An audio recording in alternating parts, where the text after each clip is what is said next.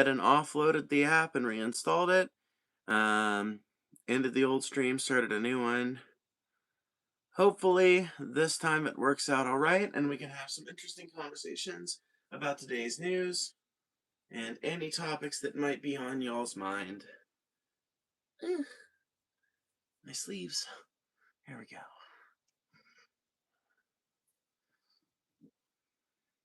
For now, we wait. We wait for the audience to join us.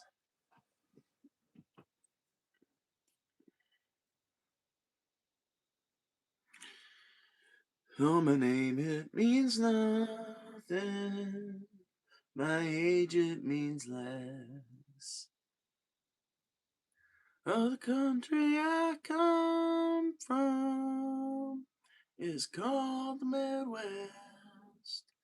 I was taught and brought up there, the laws to abide, and if the country I come from had God on its side.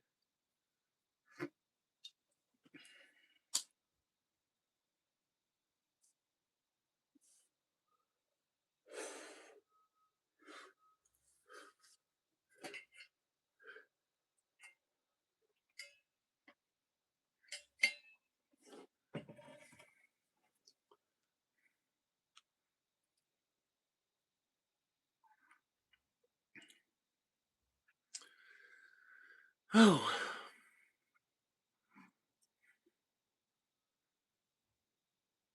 I just hope the connection is more stable now that I've switched over to the house Wi-Fi and I'm off of the hotspot. But I guess the real proof of that is whether or not people are able to find the stream and start watching.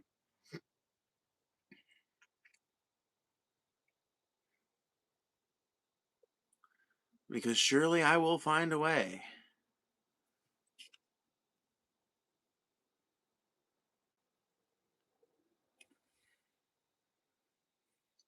If that means I've got to switch back to the hotspot, then that's what I do. What's good? Not much. Apparently, we've had quite a few tech issues trying to get started tonight. I don't know where everything's going to go. I do have a rough idea of what we're going to talk about today, but I'm just waiting for some chatters to get here to start the conversation up.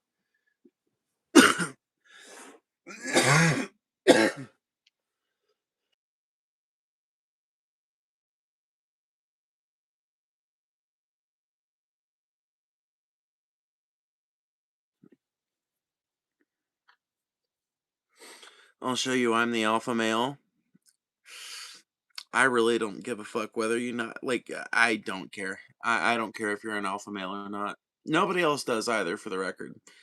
People who are actually alphas in any situation, like the way we think of alphas, which is a pretty stupid idea in and of itself, but we can get into that later, right? Um, but people that actually are that, people that are like really dominant and stuff, don't need to tell you how dominant they are.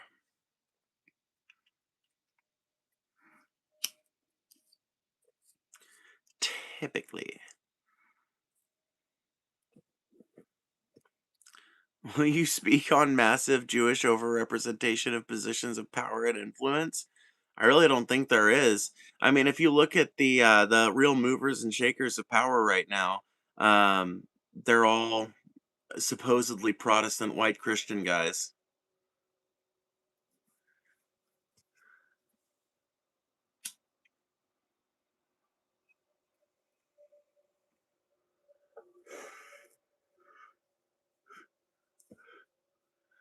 Like, yeah, there's slightly more Jewish people in Hollywood than, the percentage of their population as a whole of the American population would like lead you to assume, I guess, but what difference does it make? Like, um, I just don't understand what the argument being made here is, unless it's like just falling back on the, protocols of the elders of Zion, fucking anti-Semitic bullshit. I feel like if you're trying to criticize the state of Israel, you should understand that the state of Israel only use, like literally, they only use their connection, their supposed connection to the international Jewish people as a ruse by which they can get away with atrocities. They do not actually represent Jewish people worldwide. And any kind of like, anytime you feel like compelled towards criticism of like all Jewish people because you fucking hate Israel, while I might be able to understand the impulse of a very simple mind to think in simple associations like that, I must beg that you resist the urge, because the average Jewish person is just a normal person living a regular life like you and me, with no particular access to power or, you know, privilege or anything else.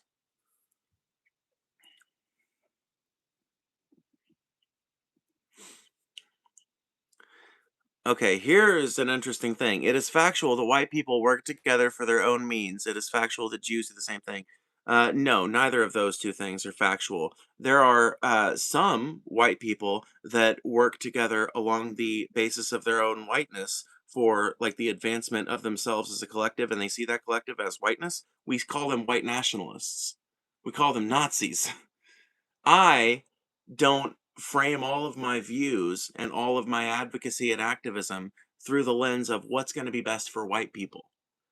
The fact that I'm white is a mere coincidence of my birth, and 200 years ago, I probably would not have been considered white because I'm mostly Irish. Irish didn't get added to whiteness until, I don't know, uh, right around the advent of the Civil War.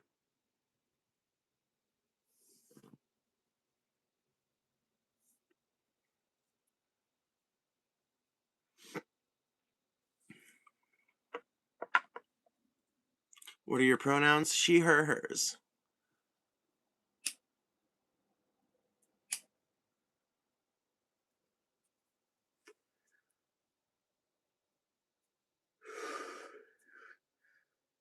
And to dig deeper into your question, are there Jewish nationalists? Yes, we call them Zionists. But I don't think you can dismiss a person's humanity due to bad political opinions. And the amount of people who are actually involved in prosecuting Israel's war crimes and engaging in them, um, that is a very small chunk of people. Like, even within Israel, like, most people within Israel are as complicit in Israel's war crimes as the average American is, which is to say plenty. But if we're going to get on to them for their complicity and not rising up and not suppressing their oppressive regime, then when do we start blaming ourselves for that same exact crime? Fuck Israel? No, I 100% agree. Obviously, fuck Israel. I just don't like the fact that, like, fuck Israel has, in some people's minds, become fuck all Jewish people.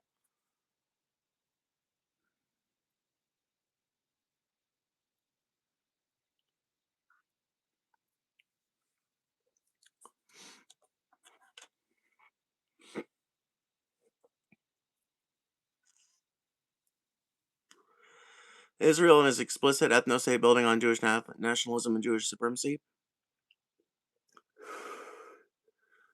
Yeah, sure. That is true. And you can criticize Israel for that. And I think that we should, in fact, be turning our military might against them rather than using our military might to help them prosecute a genocide. But what does that have to do with, like, Jewish people broadly?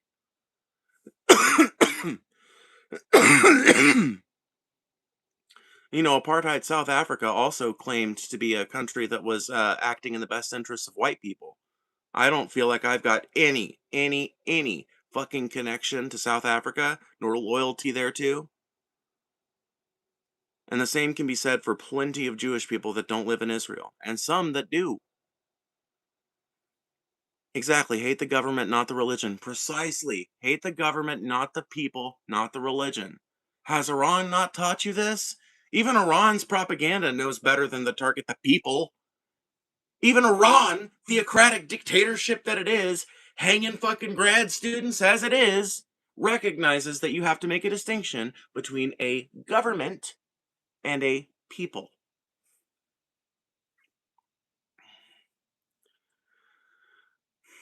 So say fuck Israel. Why should it be a problem to say that about an ethno state? It's not. I don't think it's a problem to say fuck Israel. Obviously, fuck Israel. But like I said, I don't like the fact that some people have taken fuck Israel to mean fuck all Jewish people.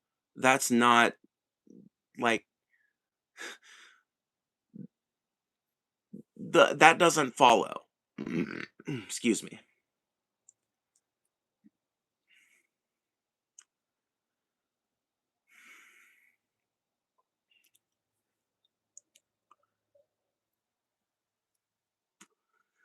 Well, I mean, you can trash the religion, but you can trash like the tenets of the religion without trashing like every single person who like practices or considers themselves belonging to it.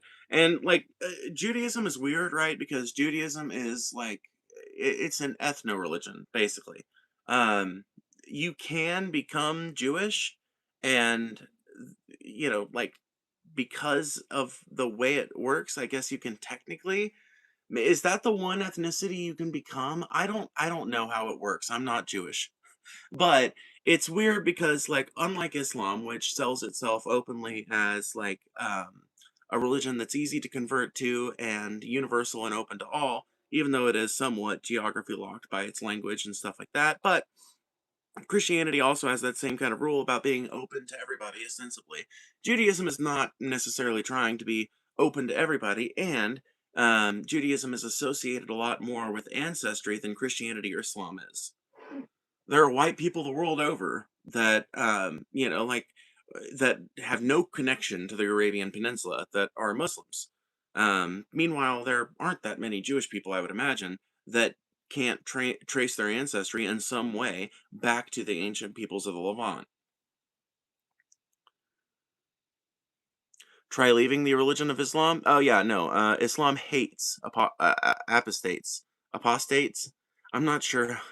I'm not sure how you're supposed to pronounce it. Okay, I've been listening to Christopher Hitchens say apostate a lot and apostates, and I feel like that's the pronunciation that's stuck in my head now. And apostasy, right? But then I think apostate is the way it should be pronounced, but I don't fucking know. Point is, Islam doesn't like it. You can criticize Islam plenty and not really fear that much of a death threat if you were never Muslim. But if you have ever uttered the words, La ilaha illallah, Muhammad Rasulullah, and then like go back on it and say, fuck God, fuck Allah, I don't believe in God, then you're an apostate. Very simple. And they don't like that. They are perhaps the most oppressive religion when it comes to apostates.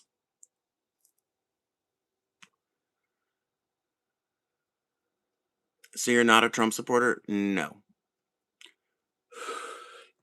No, though I do wish that Trump supporters and non-Trump supporters and all us folks that thinks alike and realize that there's something wrong, I think we should start talking to each other again.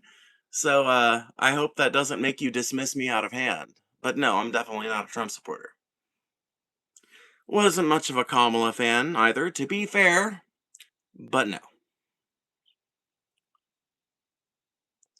Gifted memberships from the king of all bugs, King Bugs. Thank you so much. I appreciate that. Houses and groceries should be free and state issued. Jobs should also be issued based on aptitude testing. All wealth and poverty should be phased out. No more billionaires. Your thoughts? You're thinking way, way, way far future, but yes, I pretty much agree with all that. Yeah. Um, I don't necessarily think it should be, well, housing is state issued, right? I think that by the time we got to a world where you actually had an apparatus by which the collective of a country was providing housing through its collective labor and everything, I don't necessarily know that you would need a state apparatus to marshal that, right, to handle that bureaucracy. I would hope that we would find some other organism by which we can maintain a society without the coercion of state force and the unnecessary hierarchies that it creates. But that being said, yes, effectively, I agree with all that. The only thing I would amend is that I think that people should be growing a lot more of their stuff at home, and I think that people should be getting a lot more of the stuff that they can't grow at home from local sources. And I think that having food or anything like that be rationed and state issued or anything like that sounds very dystopian. But having a guarantee of food that you can get from the grocery store, as well as a food system that is very much kind of built on people growing stuff at home and finding stuff in their local area and trading with their neighbors and their local farmers and paying them for good stuff and fresh stuff. Like that sounds like a way better model to me, and is one that I think it's easier to talk people into that and to get them to see why it would be better than like any kind of idea that postulates that everybody's going to get their food based on some kind of allocation of like food coupons or some shit like that. Like everybody's going to be on food stamps now. How much do you get? What is that going to be based on? That seems like it could generate a lot of problems. But a universal food stipend plus a like much larger emphasis on locally grown foods and stuff like that, I think could genuinely make a huge difference in the amount of money that people spend on groceries and the amount of healthful foods that they're able to find and eat. Please don't shoot up a school, Phoebe. Why would you ever say something like that? That is not something to joke about. I don't know what kind of cruel and evil motherfucker raised you, but that is not something you joke about. Phoebe, if the whole earth is living in luxury, meaning no poverty and if homes are free, do you think we would become overpopulated and run out of room? Or do you think births would decline? I think births would actually decline because I think if we were able to get to that point, then we would also be able to get to the point where most people understand the benefits of birth control, the benefits of family planning, and the long term benefits of marshaling these things correctly. Nothing is free. Nobody's talking about free. We're talking about establishing through collective labor rather than labor being something that is exploited maximally for profit by the upper 1%.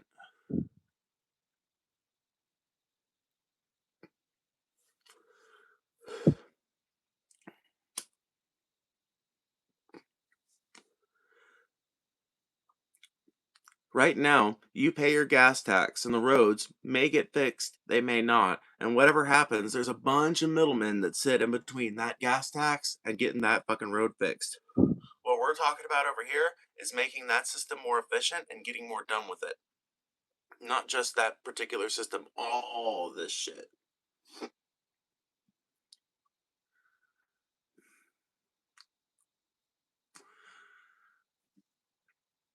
Absolutely. Jesus said to feed the poor and look after one another. I'm queer and technically spiritual / Christian. I look at the core of everything. We should show compassion to one another. I 100% agree, and I wish more Christians felt like that and recognized the words of their Savior and applied them to their lives broadly and to their political advocacy. Word salad by. Just say that you don't know how to understand large words and how to, like, string them together in a sentence. You don't have to lie to kick it.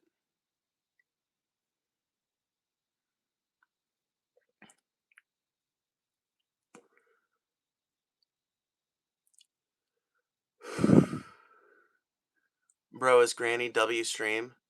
I actually like that. It's cis though, but yes. Cis is indeed Granny.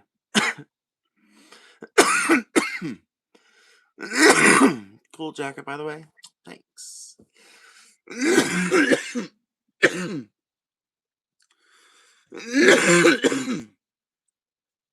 If you've been enjoying the stream, please consider hitting that like button and donating if you've got a little bit extra money. Intelligent take as usual, thanks. Aw, thank you, Double Doll. I appreciate the $2 as usual. Thank you so much for your kind donation. Anybody else that would like to finance the continued making of content on this channel, feel free to send a super chat or a cash app donation. You can find that down below. Are you male or female, please? I can't tell. I am a trans woman. Communism is not intelligent. Who said anything about communism? Who said the word communism before you?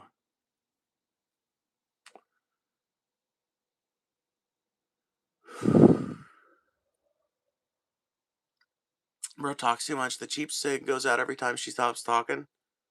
This is a blunt, not a cigarette. And it ain't going out.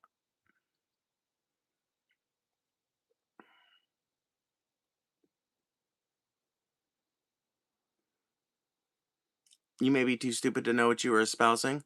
I just don't like it when people draw very specific and limiting labels to ideas that can be implemented in the modern day without relying on the ancient texts that represent the mid 19th century communist movement.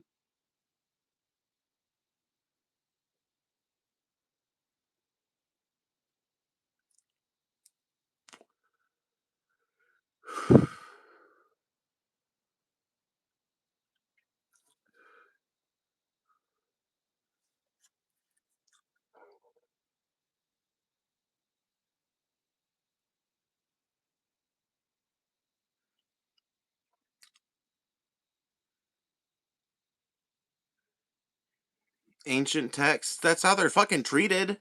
Are you seriously going to argue with me, bro?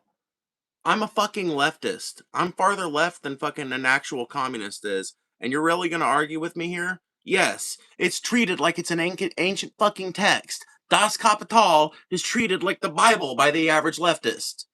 You really have to. Seriously, can somebody else in chat back me up on this shit? I am not the fucking first person to recognize this shit.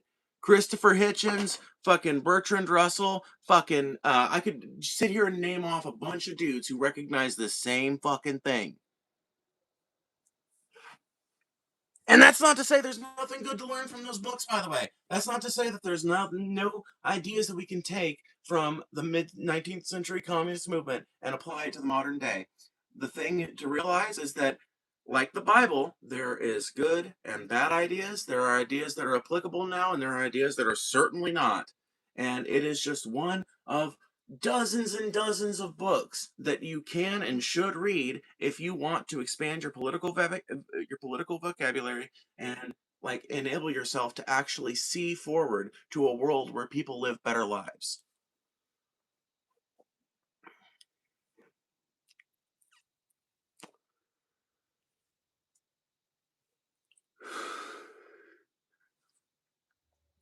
Sure, failure. Tell that to the Venezuelans and Cubans and Chinese. See, this is why people like to bring up the word communism whenever you talk about making people's lives better. Whenever you talk about making people's lives better, there will be some chud in your comment section or your chat telling you about how that's communism, and we can't do that because this country and that country, and this country and that country, this atrocity and that atrocity. And all it is a distraction to get you to fucking forget about any idea that could help you or your fellow man. It is specifically meant to disengage you from the political process of making your life better by associating any act that would make your life better with communism and therefore evil and scary. That's the only reason why people do it.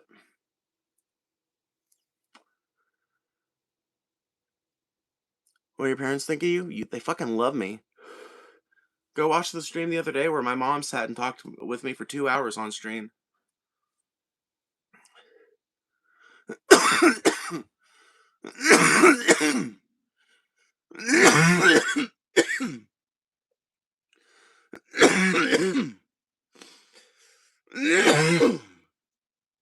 God bless.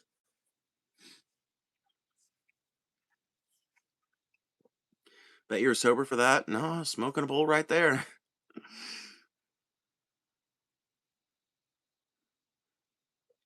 Convenient thought ending cliches. Yes, 100%. Thank you, King Bugs. I couldn't think of the term, and so I wasn't going to bring it up. But yes, for a lot of people, the reason why they say communism whenever you get to talk about any policy that would help the average American, it is meant to be a thought terminating cliche, something that gets your mind off the conversation and that gets the conversation off the baseline topic. What are we actually talking about here? Making Americans' lives better by fixing different things that are broken in our society. What is that meant to do? Get you distracted from that conversation and trying to either defend or fucking rationalize why this person is talking about Cuba and Russia and all this other shit.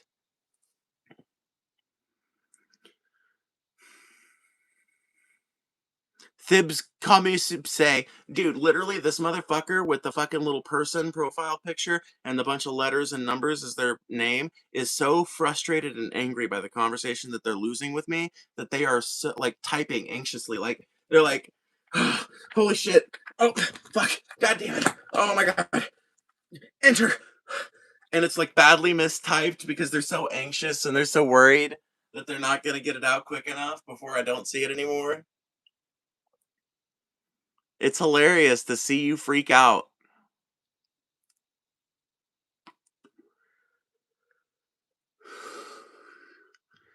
People have lived through lies before, yeah. Fucking sing me the song of your people. There's always some motherfucker like you, and I'm beginning to think that there's not a one of them that's real. There's always, anytime you talk about helping the average American, there's always some cocksucker that comes in your chat or your comment section that is ready to tell you about how they fled from communism and all your policies are what led to their granddaddy getting shot. And it's like, Bullshit, motherfucker. You think I buy that for a fucking second? Yeah, okay. Good on you for touting the State Department line. Good on you for touting the State Department line. Good on you for being a little fucking good CIA shitbag. Think I give a shit? I don't think one of these motherfuckers is actually telling the truth. It's a thought terminating cliche that is meant to distract you from the very real policies and plans that could actually lead to the betterment of your lives and the lives of everyone else besides.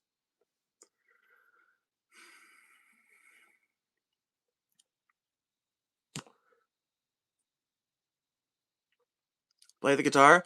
If somebody donates $20 or more on Cash App, I will indeed pick up the guitar and play it a little bit. But that is the price.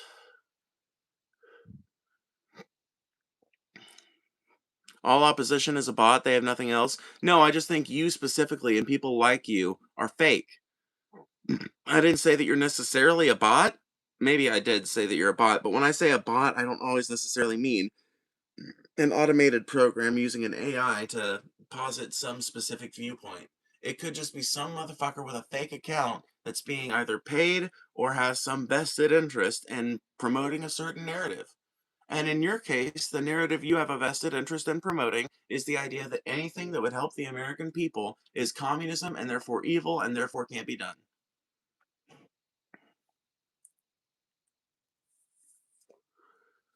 Even though universal healthcare is the fucking standard in most of the civilized world, for some reason that didn't lead to pogroms and fucking genocides in places where that was introduced. But for some reason it's going to lead to that here, and that's communism. We have to avoid that.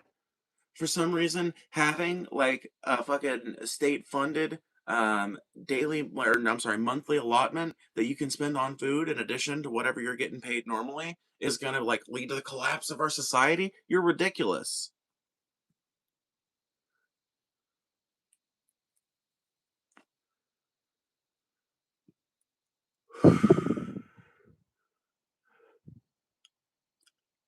Cheap ass blunt is done, bro. If you're spending more than $1.50 on a fucking blunt, as far as the wrapper goes, you're getting gypped.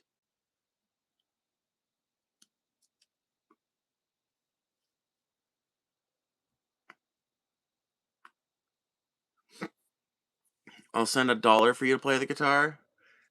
Tell you what, if you send $5, I'll play one song, exactly one.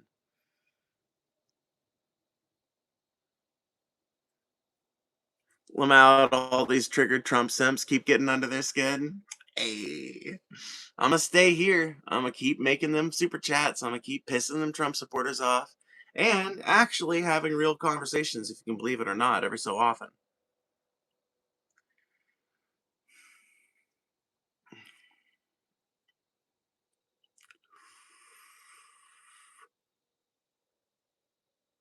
My opinion is if we can't all have comfort and abundance, then nobody should.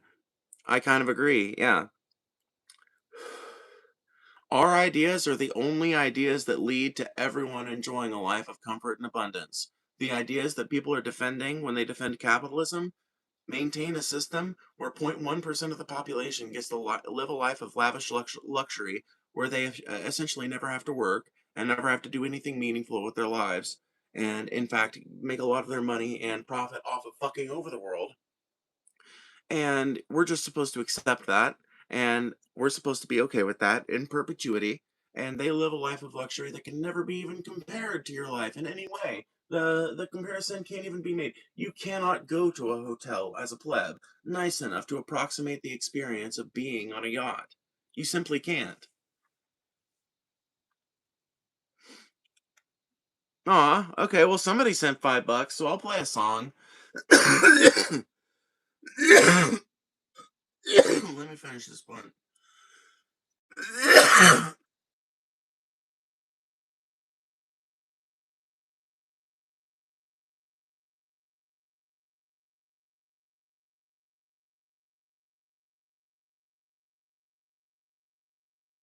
Oh, there we go.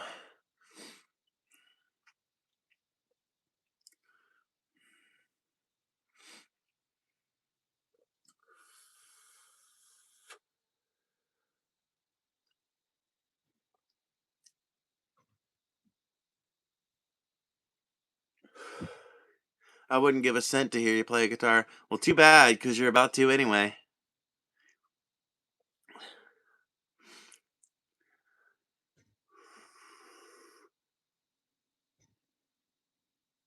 Damn, bro's hitting air. Bro's never smoked a blunt when it's gotten down to the roach.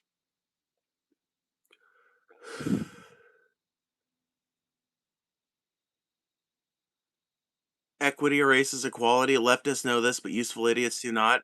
This is a meaningless distinction that is overplayed in its importance and mainly serves once again as a thought terminating cliche that is meant to distract from the real conversation. What does that mean? You couldn't tell me. What does the statement equity erases equality mean?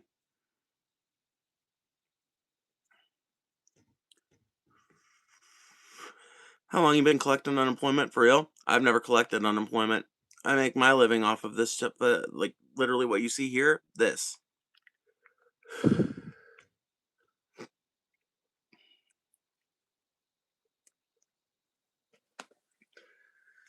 Oh, and speaking of money that people pay, our good chatter devil doll paid to have a song.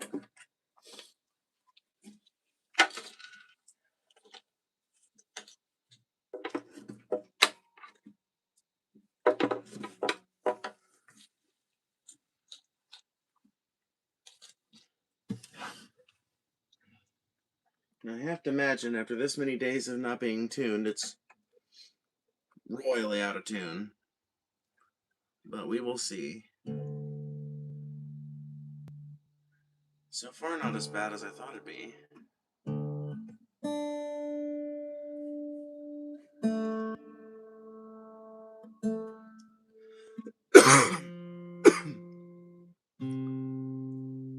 Huh. I guess my tuning by ear the other day worked out pretty good.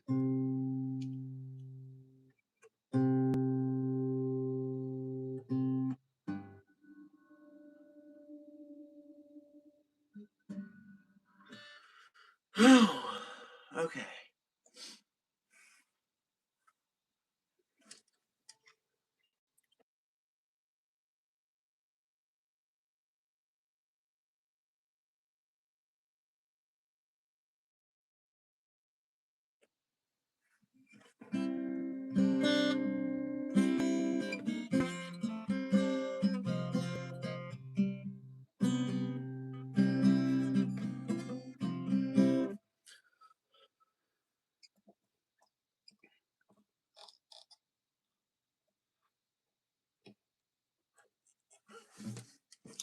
I'm trying to think of what song I should play.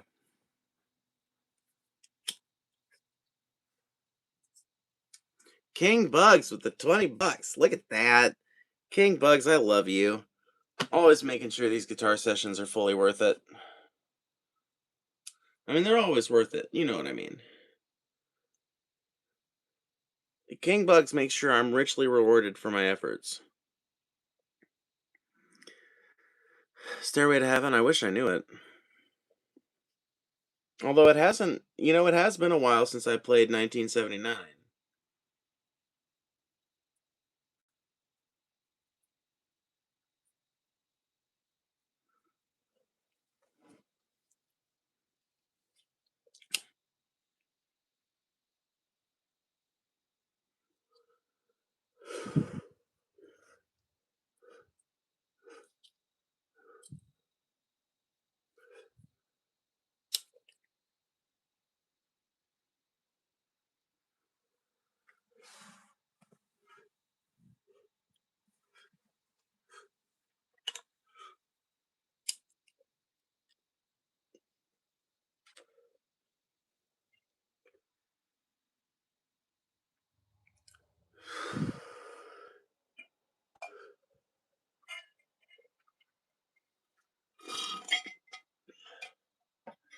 Alrighty.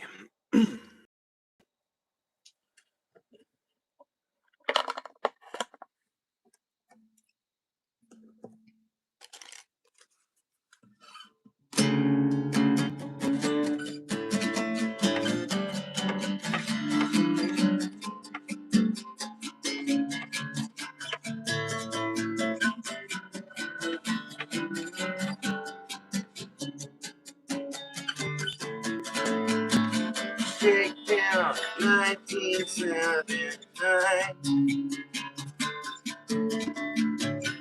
Couple kids never had the time. Live wire right up off the street. You and I should be. June bugs snapping like a stone. Headlights pointed at the dawn. We were sure we never see an end to it all. And we don't even care to shake these in the blues.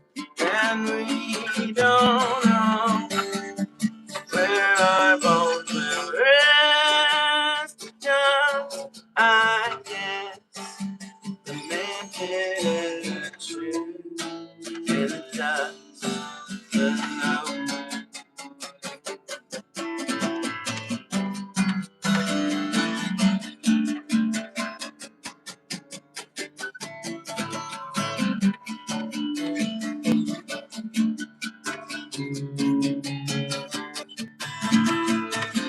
Toss aside the bacon and the board.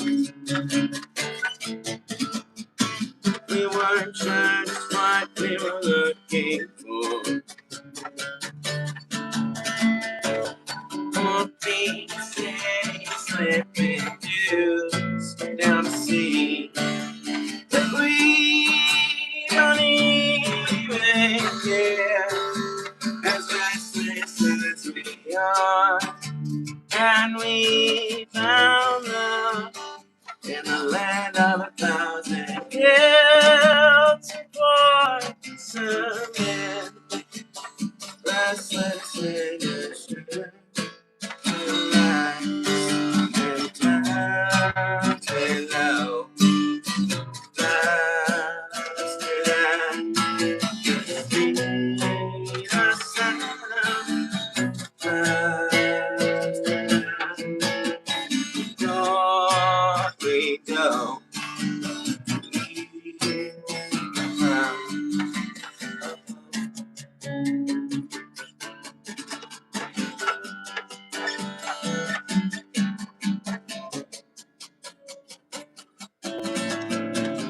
Justine never knew the rules. She hung out with us freaks and fools.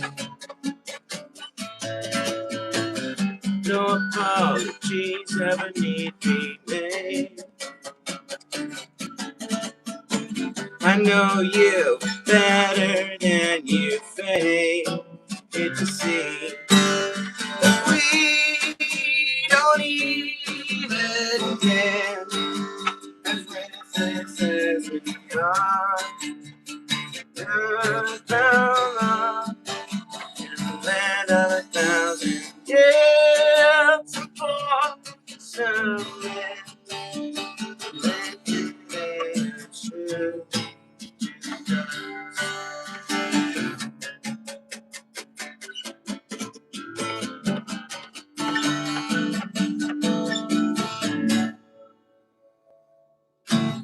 I definitely fucked up the last chorus. I accidentally reused the words from the second chorus, which is, in the grand scheme of things, fine. Because you know what? I just slipped right into it. I went with it. I remember when this song was good. Now it is not good anymore. Aww. Ooh. $10 from Kingbugs. Thank you so much for the $10. I appreciate that, bud. Thank you so much. That's awesome. 6 likes on that bitch. Nice.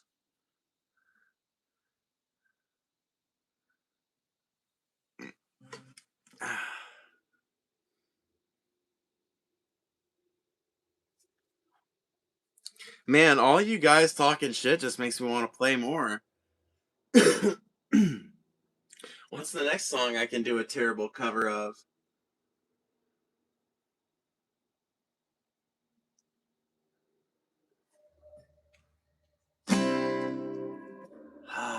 let's see. Let me think here.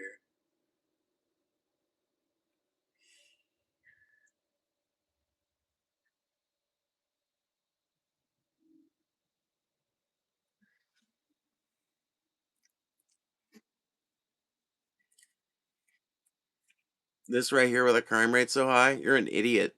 The crime rate's down. The crime rate's like 50% of what it was in the 90s. Crime rate's way fucking down. Propagandized moron.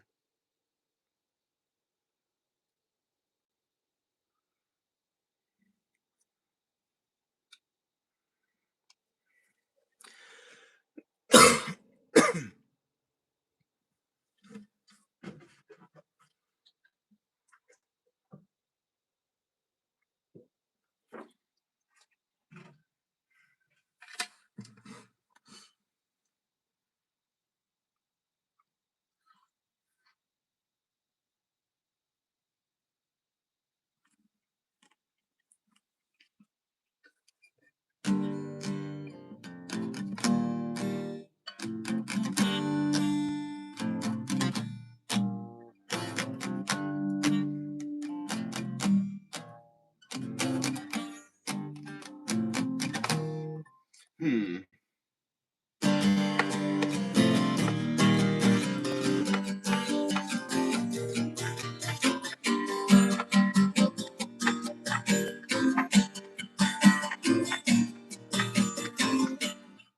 You know what? I think I will try to play it like that. You know, I'm going to try and do this song, and I'm going to try to do it in a more Dylan-esque way. Um,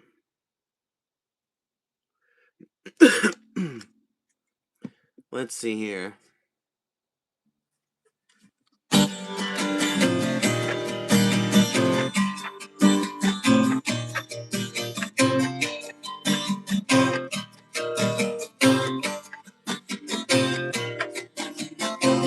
There must be some kind of way out of here. Says we're jumping to the deep. There's too much confusion. I can't get no relief.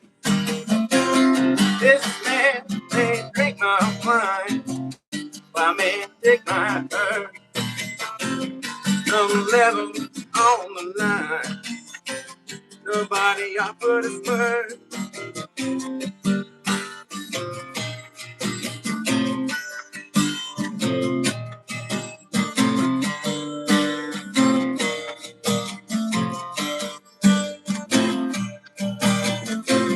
No reason to get excited. There's badly spoke. There are many here among us. You feel that life is but a joke. But you and I have been through that. And this is not our fate. So let's stop talking lost now. The hour's getting late.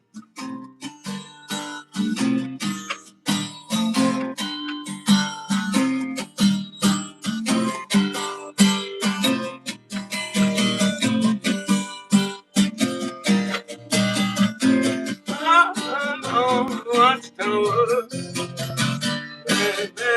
You, all the women came in, left for servants too.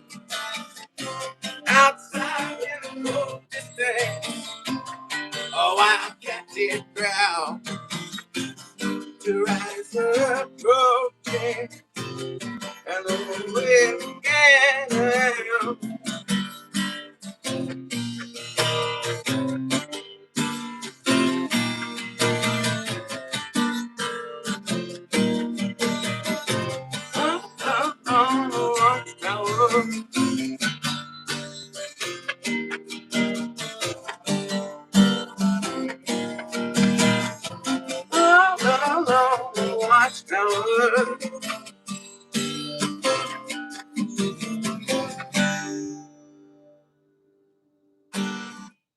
I feel like that sounded better than the other times I've tried to cover that song, so yeah.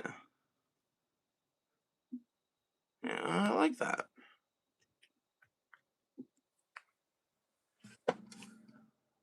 Lovely job, Phoebe. I appreciate improv. Yeah, I mean, I had the lyrics there, but I was trying to figure out a way to play it that sounds somewhat decent for my voice, then that I can kind of put the right emphasis on. I still think like I need to work on it, but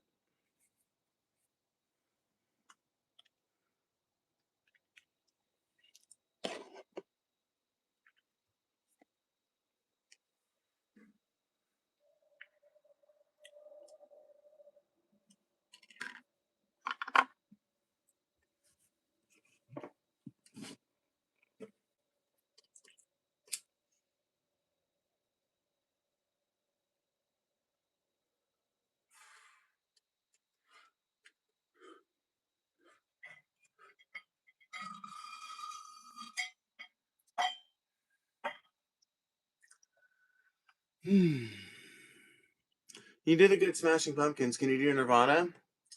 No, there's no Nirvana songs that I feel like I could do with any kind of repute. Nice quarters right stickers. Thank you.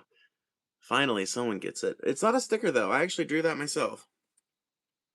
It was drawn in paint marker. Drawn right on the guitar. So I could never pawn this thing. Because if anybody starts looking up the symbols, I mean, it's got a fucking pentagram on it. Nobody's gonna take this thing in a pawn. It's got a dick on it for that matter. If you look in the bottom right corner, you'll see it.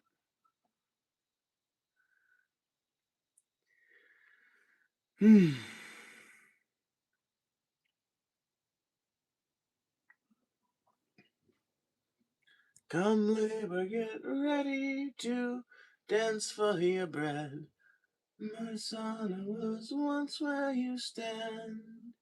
There's a beast of insatiable hunger. Its minions need crafters and skilled working hands. Needs a fortress high on the hilltop. And we are the great chosen crew. But I am a lowly carpenter, so what have I power to do? Doom, doom, doom, doom, doom, doom. Oh, misery. I'm gonna look up the fucking chords to that song, actually. I bet it's not that hard to play. I've played it before, I think.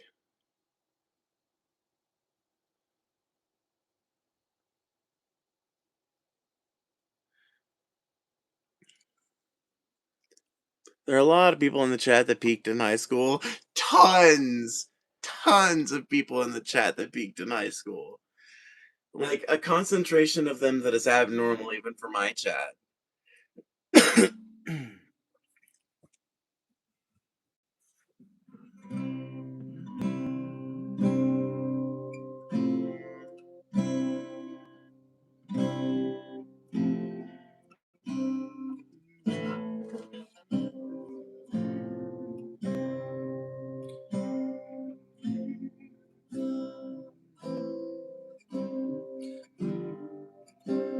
Okay, yeah, that sounds right. Whoever did this tab knew what they were doing. Alright. This is a great song. Come labor, get ready to dance for your bread. My son, I was once where you stand. As a beast with insatiable hunger, its minions need crafters and skilled working hands. Needs a fortress high in the hilltops, and we are the great chosen crew. But I am a lowly carpenter, so what have I power to do?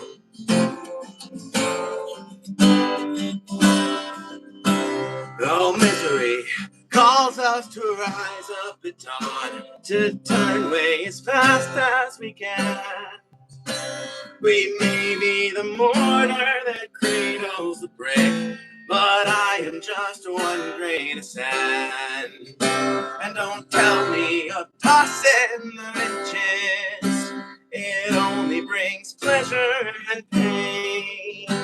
And we are all lonely carpenters, so where it planted is where we'll remain.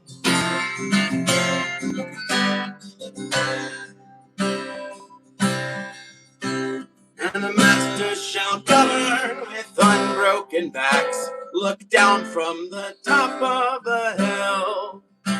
You can cry through the night just as much as you like. There will always be towers to build. I could be more than some stone-dragging vessel. I could be more than their wood-cutting slave. But we are all lonely carpenters, so what have we power to change? And if you can't take no more, then get out of the way, for we've got a day to get through. We wire their castles, their prisons and banks, build their mansions from cellar to roof. We've got hammers and wrenches and chisels. We could destroy any great wall we come to. But I am a lonely carpenter, so what have I power to do?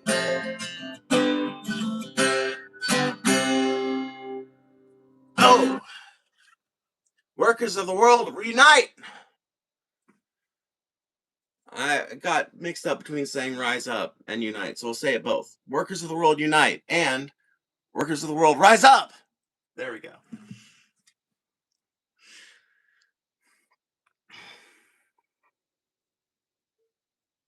Phoebe, someone says they think they met you busking. They might have.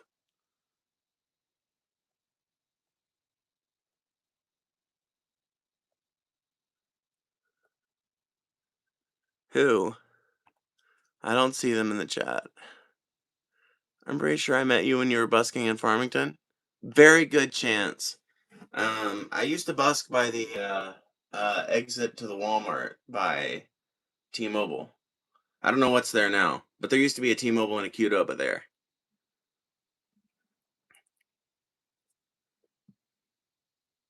Oh, yeah, that was Mischief Brew. That was the Lowly Carpenter, my Mischief Brew. Thank you for reminding me to credit. You're one of the most beautiful women I've seen in a while. I don't know about that. Can you sing The Gambler, Kenny Rogers? I can see if I can play it real quick. Yeah. Let me see. I'm familiar enough with that song. Let me look up the chords.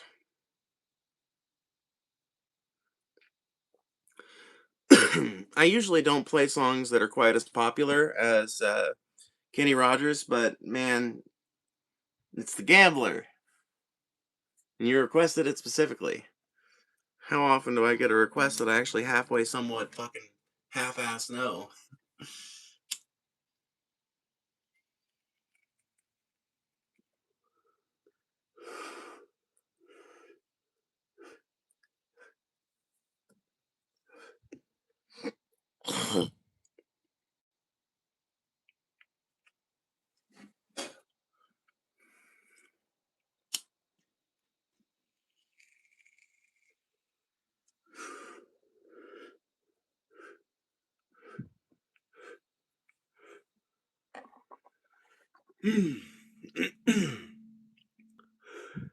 All right.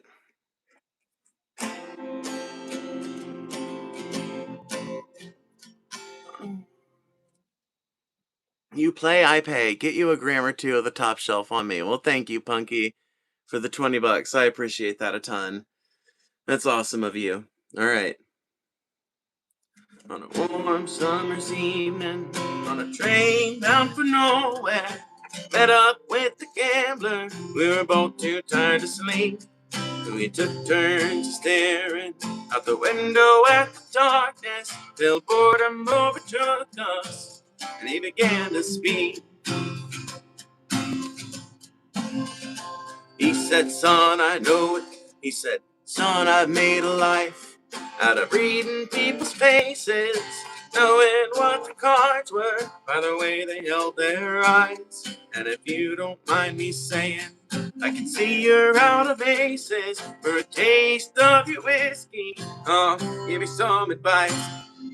So I handed him my bottle, and he drank down my last swallow. Then he bummed a cigarette and asked me for a light. And the night got dark and quiet, and his face lost all expression. Said, if you're gonna play the game, boy, gotta learn to play it right. You got to know when to hold 'em, know when to fold 'em, know when to walk away, and know when to run. You never count your money when you're sitting at the table. There'll be time enough to count when the dealing's done.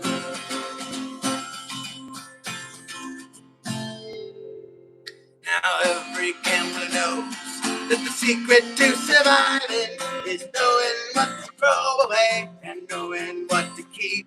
'Cause every hand's a winner and every hand's a loser, and the best that you can hope for is to die in your sleep.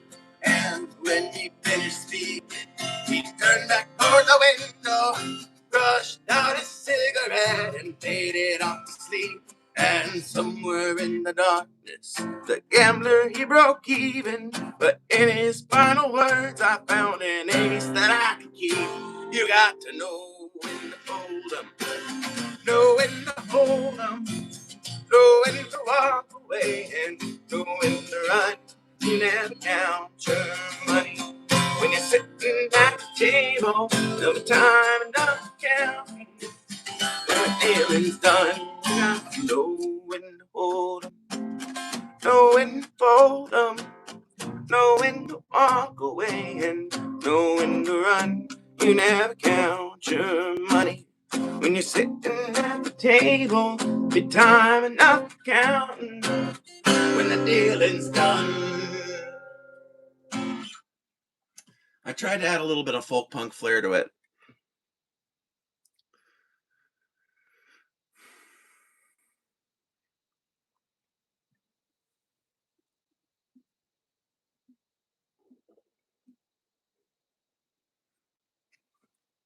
Phoebe, I don't care what you are, but that was great. Cool. I'll take that as a win. I think that's an all-around win. Thank you, King Bugs, for the $10 and the 10 gifted memberships. I appreciate your support a ton. Joey doesn't know how to walk away. He stays on the phone for 3 hours being anti-Semitic. You guys need to shut the fuck up about the Joey anti-Semitic accusations. Yeah, I mean, okay, was it a little bit out of fucking hand? Listen, was it a little bit out of pocket to say that he would be perfectly content with somebody turning Israel into a parking lot if they excluded the holy sites? A little bit out of pocket, okay? I'll admit. But Israel is not the Jews, okay? Israel is not the Jewish people.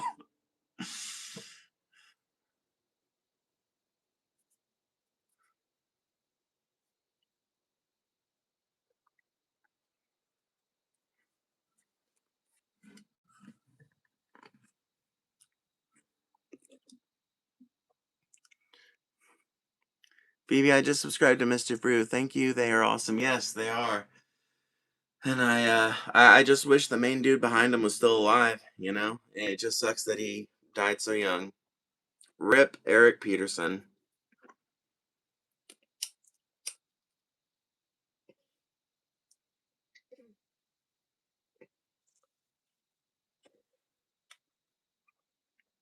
Phoebes, did you listen to Dogtown by Harry Chapin? Sounds awfully familiar. I don't know if I remembered to do that or not. Was that a request you gave me a while back? Because I might have and already have forgotten it.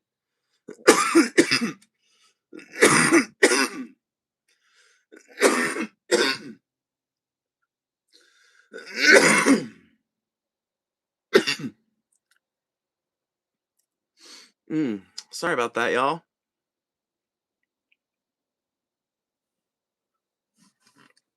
The lead singer, that sucks. Yeah, it really does.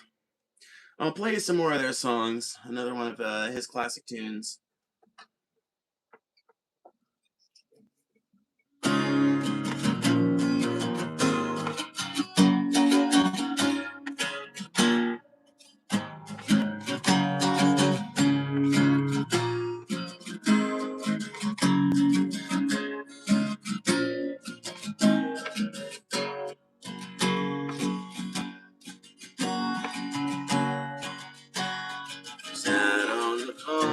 watch the plum wine and we watch the fog roll and swallow the bridge on the bay. Thought I could live here, but I'm stuck in here and study, raising 3,000 away.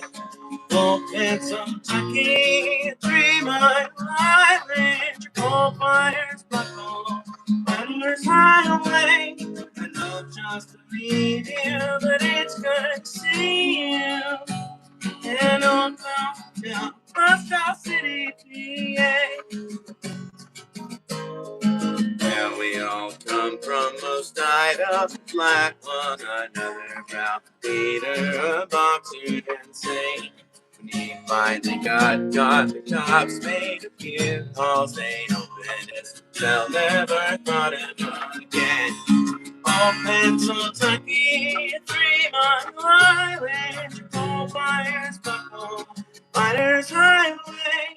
I'd love just to leave you, but it's good to see you. And oh, well, now, Moscow City, PA. And oh, well, now, Moscow City, PA.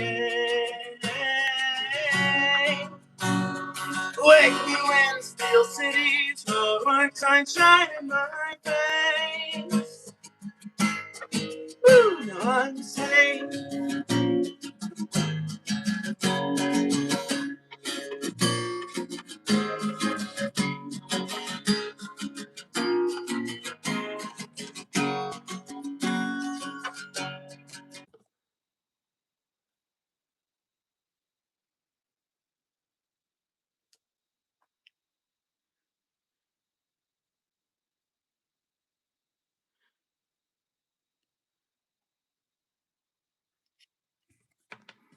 Who knows?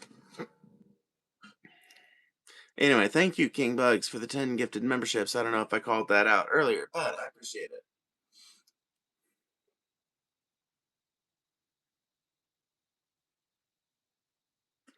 Is everything, connection okay? Well, that was fucking weird. I don't know how we went from 17 to 179, and I don't know how we went from 200 to 17, but all right. All good now? Alrighty. Well, when did you know your parents hated you? Oh, my parents don't hate me. My parents love me. Did you guys hear about Trump saying that he doesn't care about the American financial situation? He said he doesn't think about it. Was one of the news stories that caught my eye this afternoon. Him, as usual, being asked questions in front of a helicopter and answering a bunch of them, saying a lot of the quiet part out loud type of stuff, and the under the convenient veil of having a bunch of helicopter noise, making it hard for the average American to listen into what the fuck he was saying. But he literally said, I don't think about the American financial situation. I don't think about anyone. I just think about one thing. Iran can't be allowed to get a nuclear weapon. So much for America first, huh?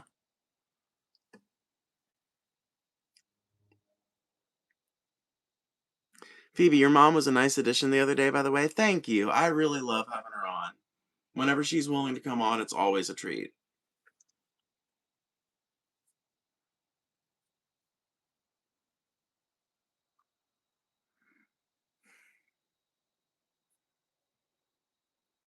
Yeah, he does. People like you don't understand. He literally said he doesn't. He literally said he does not. See, this is what Trump meant when he said that he could go out in Times Square on Fifth Avenue and shoot somebody in the face and get away with it and still have people voting for him.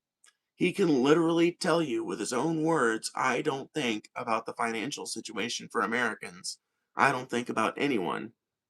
And you guys can still take that and find new and unique ways of coping. Phoebe, how you doing today? I'm good. I'm awesome, actually. Been playing a few songs, talking about some political topics, talking about some news and current events. You know the drill.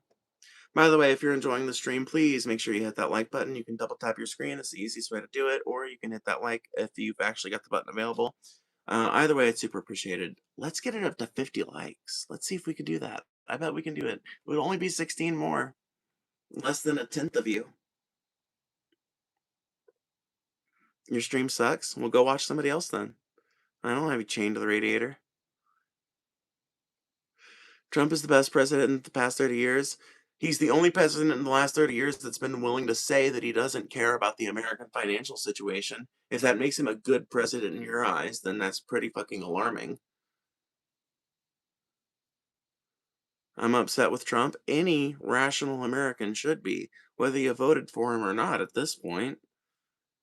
And I'm more than happy to fucking take like disgruntled MAGAs into the fold. I'm not, I hate to be a pick me, but I'm not like some people on the left that are like, no, we can't, you know, we can't work with these people. Or they're forever stained or tainted or whatever. No, I think the more of you guys come over and realize that it was bogus, bullshit, and you shouldn't have voted for him, the better.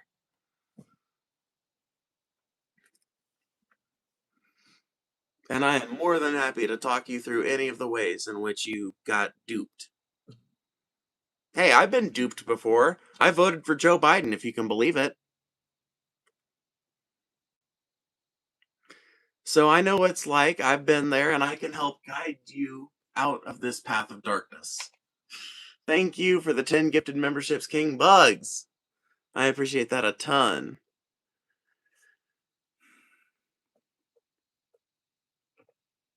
What was the alternative, Kamala?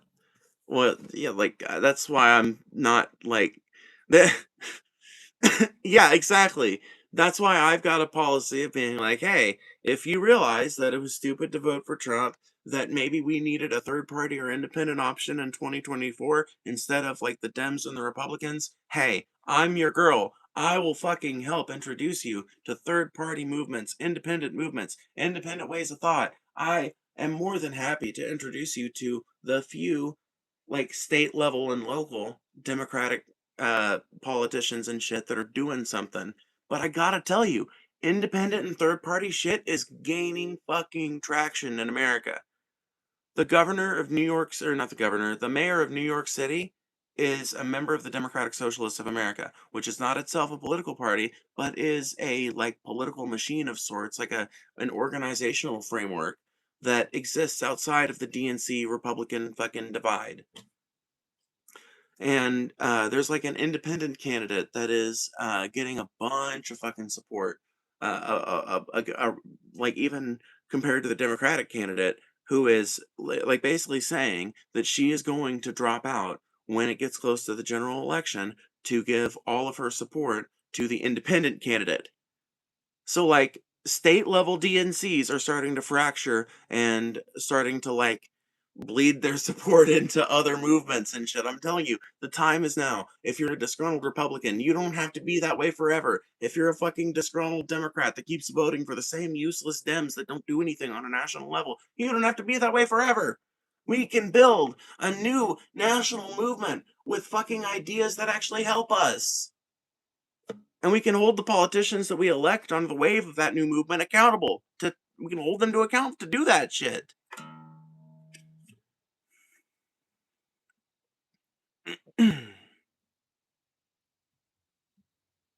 Democrat and Republican are both Zionists, 100%. Yes.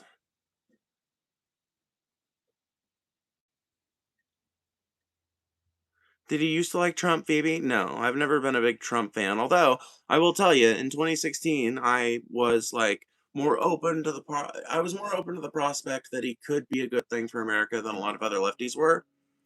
Because he did have like before we knew how he was going to act as a politician, which there were a lot of people who kind of predicted how he was going to act, and it turned out to be right.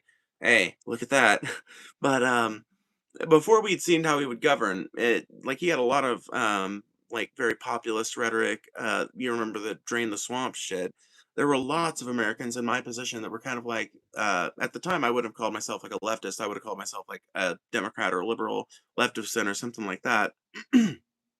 But there are a lot of Americans who thought, maybe something will, who voted like in that year, in that election, I voted for Gary Johnson. But when Trump won, I was like, well, maybe he'll do some of that drain the swamp shit he was talking about. And then pretty much immediately he just replaced the swamp with a swamp of his own. He didn't so much drain the swamp as he did like shoot all the existing alligators and bring in a new population of alligators. you know? And you look like a Satanist. Why would we trust you? What is this like? What the fuck does a Satanist look like?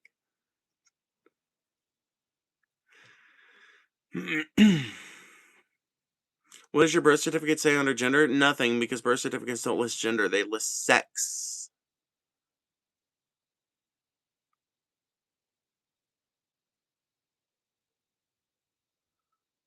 Just ate a sleeve of crackers, feeling refreshed. I would feel dry as an old cat turd if I ate a sleeve of crackers. I hope you are also drinking a sleeve of water.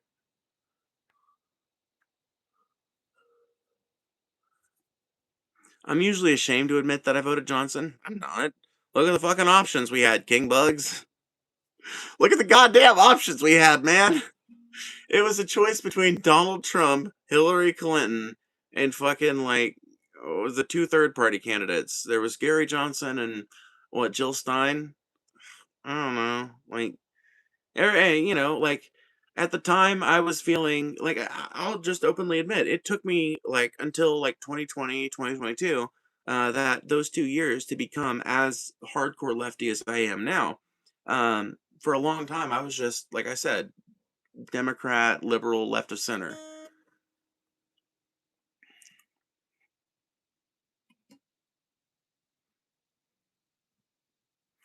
People are too uneducated. You're not going to be able to fix anything. They have the capacity of a middle schooler and only know, what now? See, you're talking about other people's education levels, but now it's just like, at the end of it, it's like anti-Semitic shit. I don't know, man. You don't make yourself sound any more intelligent than anyone else by acting like all of the world's ills come down to the Jews.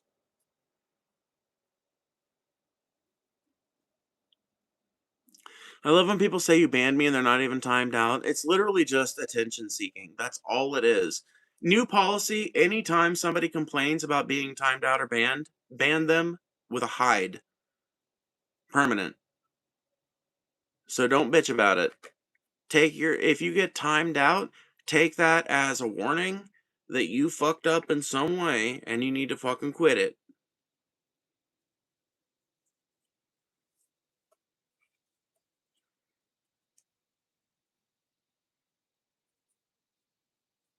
If you think a two-party system exists in America, you're an idiot.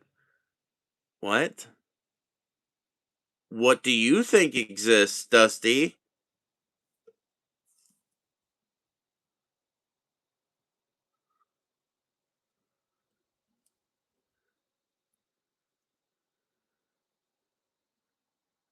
Brainwashing? How specific?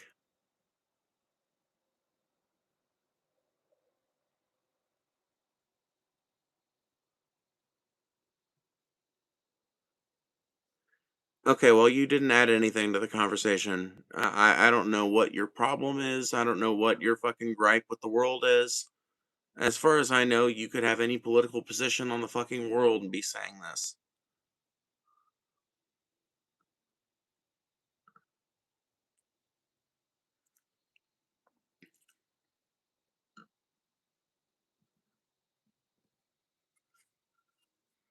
College degree is propaganda for communism. If you needed any better example, like if you need a really good example as to how thoroughly anti-intellectualism has become ingrained in our society, just look at comments like that one saying that college education is just propaganda for communism.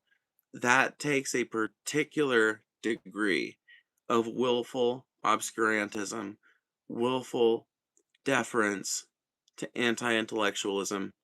And it's become so rampant in our society that there's lots of people that don't just say that in a way to like rile somebody up or get their hackles up, they actually believe it. They actually think that shit.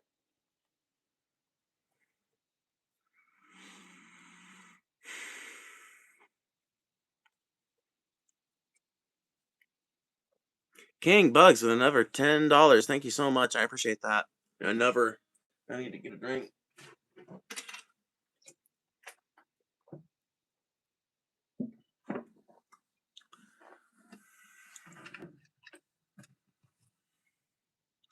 Do people with degrees get jobs more easily? They can certainly get degrees in the field that they got a degree in more easily.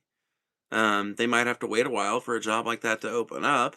They might have to look pretty hard or be willing to relocate, but yeah, in general, yes.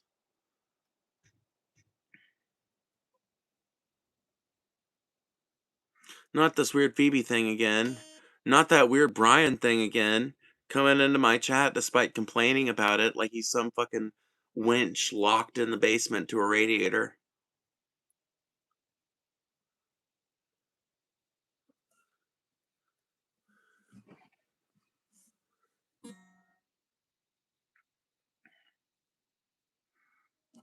Money is fucking stupid and so is gender. Wish we never had to pay shit and we can call each other whatever the fuck we want to do. Based. Based.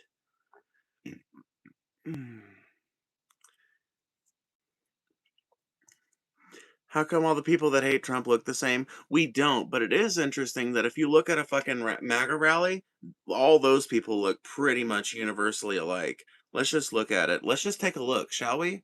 Let's just take a look. Man on the street, MAGA rally. Let's just see. Let's just see. No, that's Kimmel Live. I ain't gonna fucking be able to get away with that.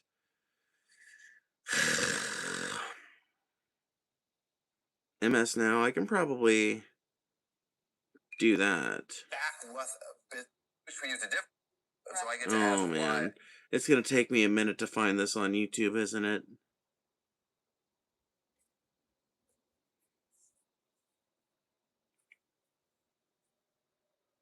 Well, maybe if I, you know what? I'm just gonna risk it, and maybe because I'm playing it inside this stream, it won't get caught. So let's just see. Teaching critical race theory brings about more. Okay. So we've got blonde, older white lady. Okay. Cool. We've got blonde, older white lady. We've got out of shape white man. We've got ancient, out of shape white man.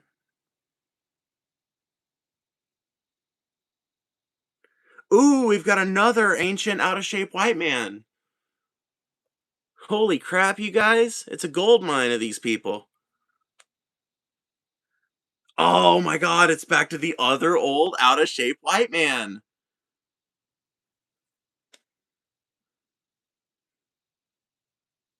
Tell me they get some other people in here. Oh, look at that, man. I'm fat, but this motherfucker is big as the moon. Yet another ancient, old, white man. Out of shape, fat as the moon. Behold what hell hath brought.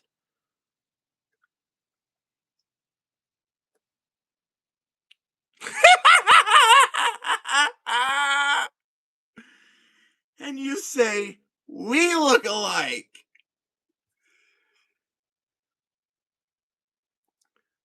All right.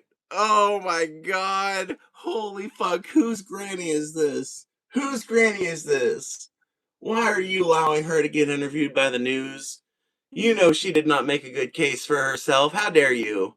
You should be ashamed of yourself.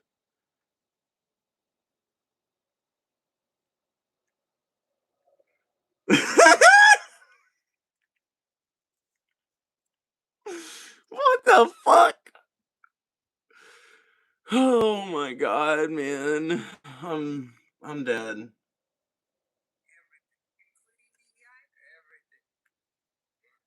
Let's see what he sounds like. I gotta hear what this dude sounds like. I gotta hear. Hold on. All right. Okay. I think so. You do? I think so. I think that we should take control over everything. Donald Trump needs to rearrange everything, including DEI. Everything. For people that don't understand, what is DEI? Well, they need to really dig in and find out what it is. Everybody's hamburger. Do your own research. The classic refrain of the well-informed voter. We all know that. Yeah. So much for you guys all look alike, huh? Oh, well.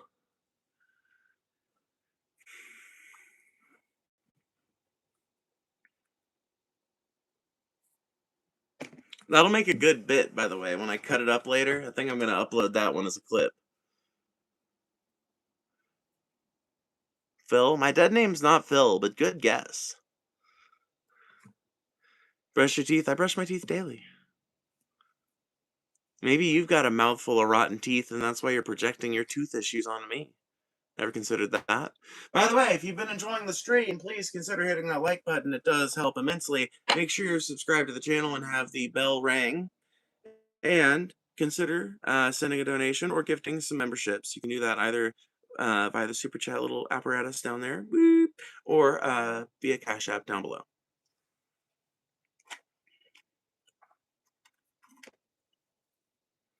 How come you don't like when people make fun of you, but then you make fun of others? I make fun of people back when they make fun of me. I don't, like, play the victim. I don't go like, "How dare you make fun of me? You're so mean." I might say something like, "Wow, that's an incredibly bitter and mean comment, but welcome to the chat. You should take the smile as a warning." There's no victim complex here, bitch. Just a willing desire to throw it back. To throw it all back in the faces of people who want to throw hatred out everywhere and have none of it slop back on them. Howdy, Phoebe. I love your style and your laughter. Thank you. I appreciate it. Make sure you subscribe to the channel. Hit the button. Hit the bell. Ding! Dong! We are 1 like away from 50 likes. That would be awesome if we could get there.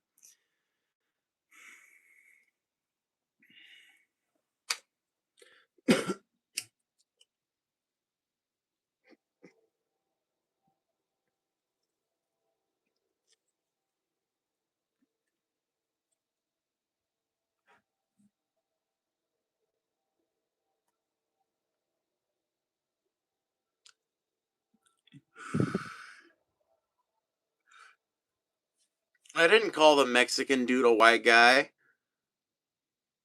I laughed at him looking so ridiculous, but I didn't call him a white guy.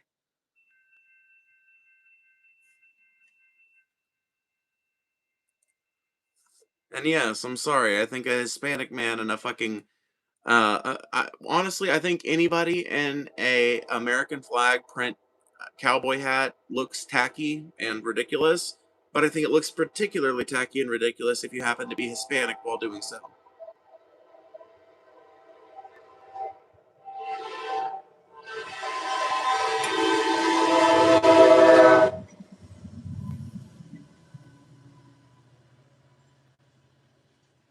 Maybe not in general, but at least in this point in history, at this point in time, you know.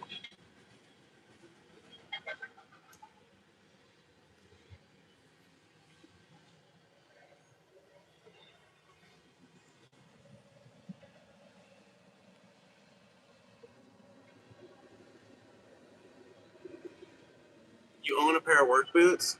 I actually walk around every day in a pair of boots that I got when I first started working at the job that I was working before I started doing this full time. And when I get paid this month, I think I'm going to replace them with the exact same thing. But since I'm not going to be spending 4 months working at a factory before transitioning to a different, way of life, I think that they'll probably last longer this time. I'm not going to be on my feet as much.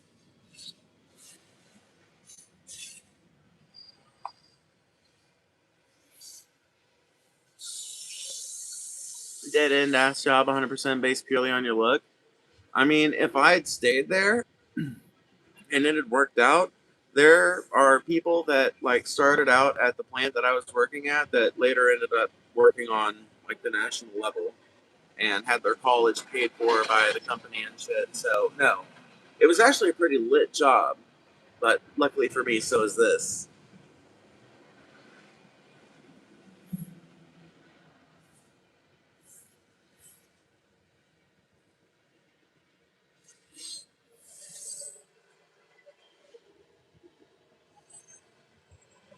Oh, alrighty.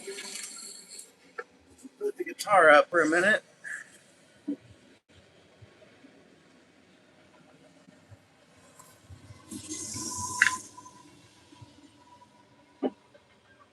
It's a long ass train.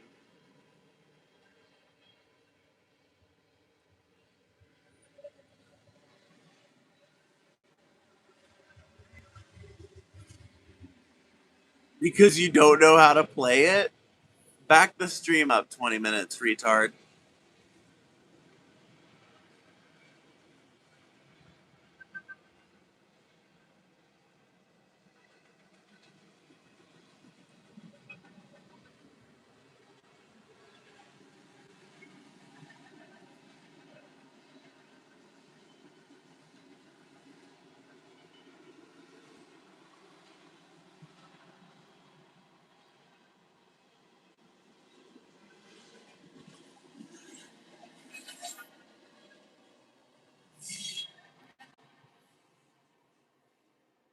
What's with the name calling? Somebody says something hateful to me, I'm going to say something hateful back.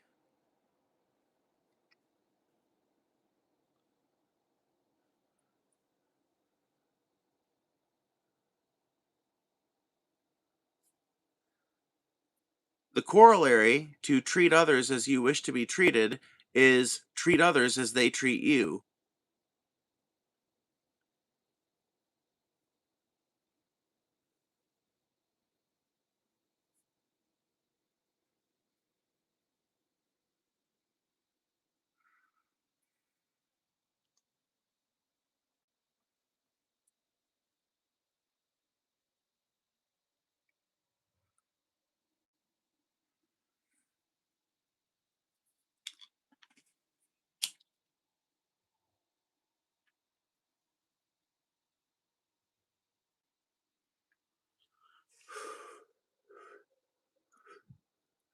We hate you? Good.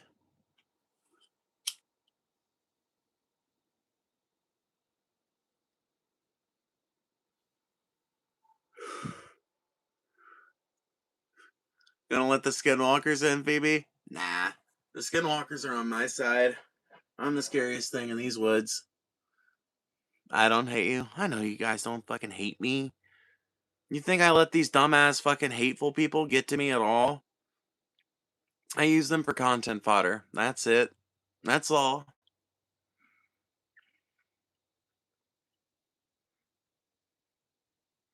Low IQ responses. Nothing is more low IQ than telling someone else they're low IQ, and that's all the fucking effort and weight you can add to the response. That's the most low IQ shit ever.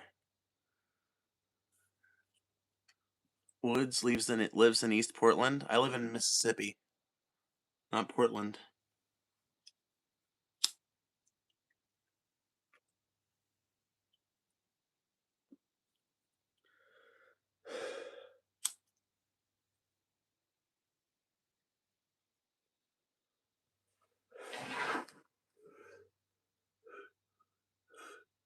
What size skirt do you wear? I have no idea. I haven't sized out a skirt in forever, and my weight has fluctuated a bit since the last time I did.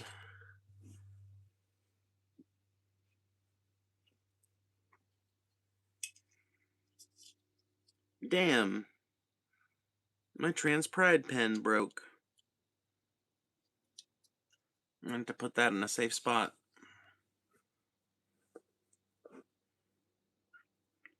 These are the people moving to the South. I was born and raised here, bitch. These are the people you've always tried to make other people think don't live in the South. People like me are the type of people who have historically been denied any kind of representation or self-employment opportunities or opportunities for advancement. And now we're finding them. Now the world's a more metropolitan place, and thank God for it. Mississippi is number 4 in childhood literacy. You know what that translates to, right? More progressive policies here in about 20 years.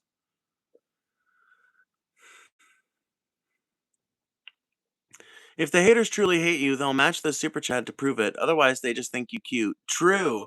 If you don't donate $20 to say how much you hate me, you actually think I'm beautiful and adorable, and you want me to keep streaming forever.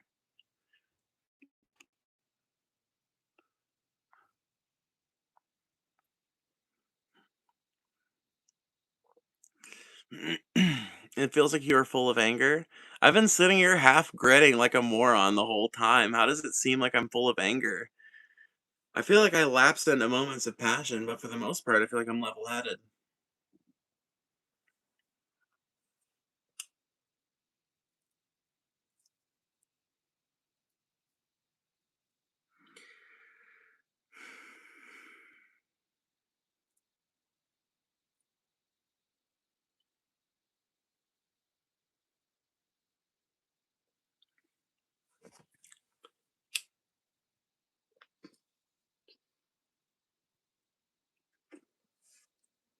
King Bugs with another 20 bucks. Thank you so much. I appreciate that.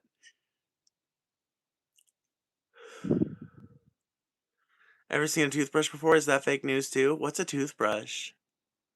Nambot with the 5 gifted memberships. I appreciate that a ton. Look at you go. Look at us go. The dono train just doesn't stop in tonight. Brian, Phoebe got your love letters. Unfortunately, the feeling is unrequited. Yeah, I've got no interest. I'm sorry. I don't usually go for men. Do you hate Republicans? No. I'm actually, like 20 minutes ago, I was just telling, oh, King Bugs with another 20 bucks. Holy shit, thank you so much. Wait, I don't hate Phoebe though. Well, that's fine. You can also donate because you love me. That's cool too. It's allowed. It doesn't mean that every $20 means that you hate me. It just means that if you don't donate 20 bucks, if you don't, right?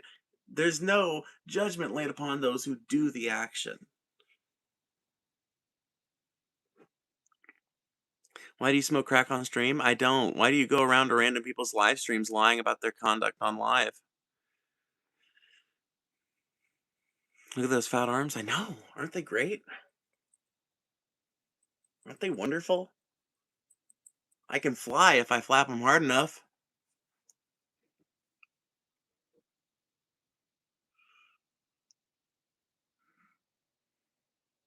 I have a genuine question. No hate, I'm a Republican. Why can't we all just get along and accept the fact that we don't like some stuff you do and you don't like the stuff we do? We are all people.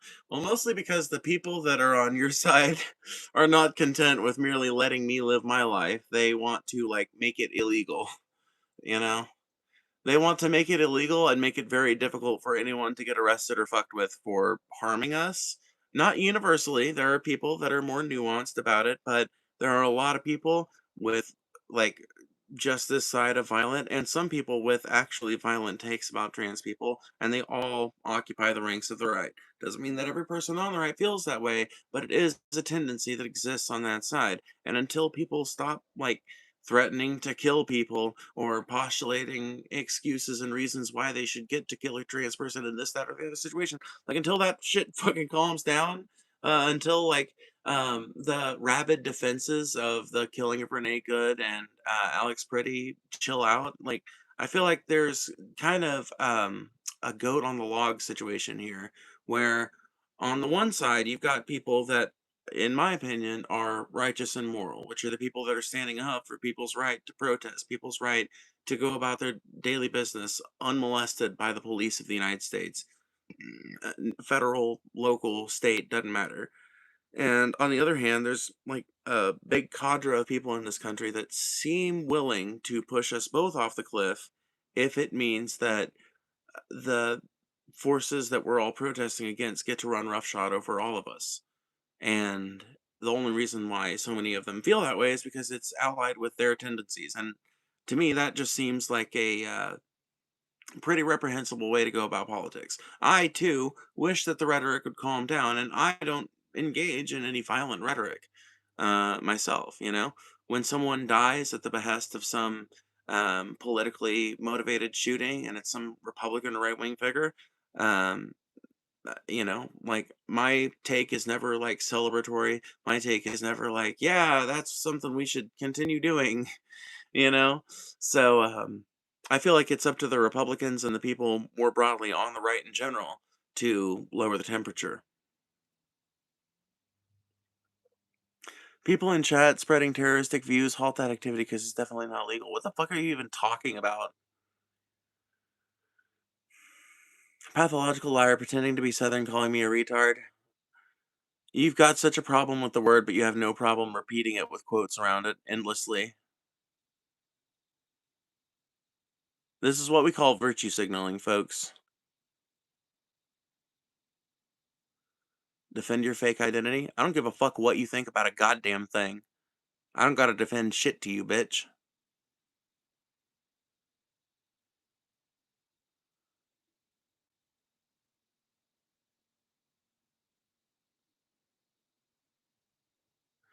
I don't know if it mattered what we say or I don't know if it mattered what we say or do, peeps. The Christians won a long time ago. Case in point, what year is it? Depends on what calendar you ask. That's the idea. That's the thing, man. I feel like we here in the West often perceive that the Christians won a long time ago, but that's just because we live in a society that's like heavily influenced by Christendom. China does not say that it's 2025.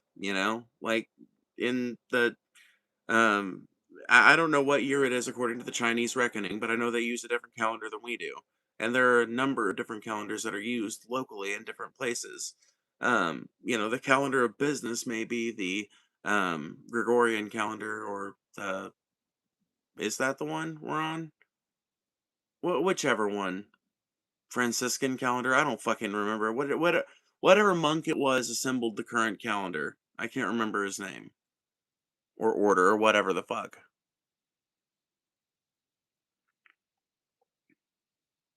We use the Gregorian? Thank you. I was about to make up like 7 different iterations of calendar trying to come to the to the right answer. The Franciscan calendar. No, that's not right. The Benedictine calendar. No, no, that's not right. The Augustine calendar. No. The Julian calendar. No.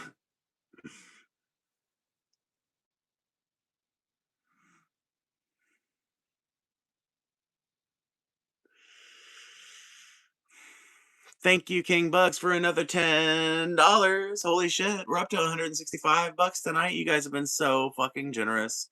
By the way, what day is it? What day is it? What day is it right now? So it's Wednesday. Wednesday.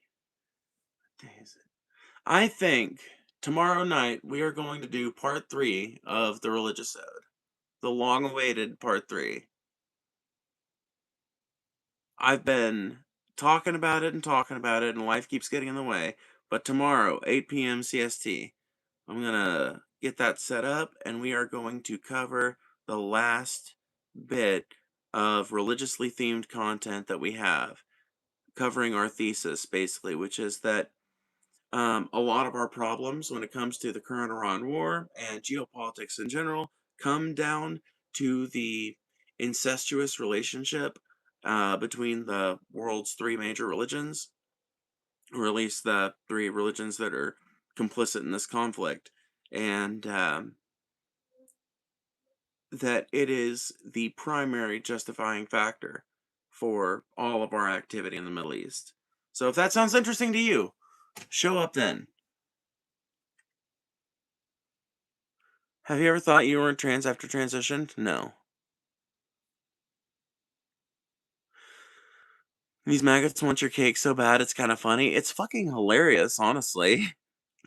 It's really silly. It's genuinely funny.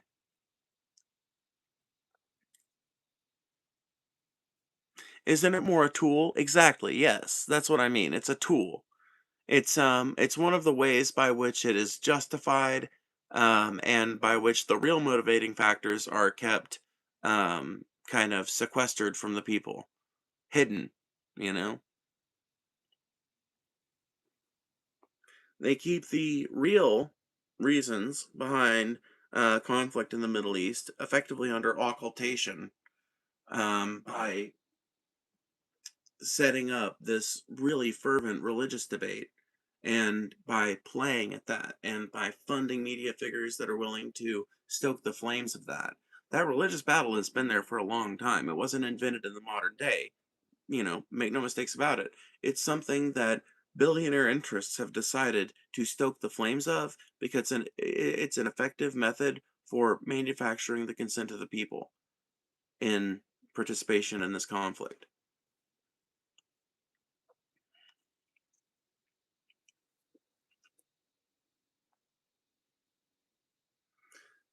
Stay away from kids. Why? I'm not a Christian preacher. I'm not a Catholic priest or a Southern Baptist minister. What danger am I to kids?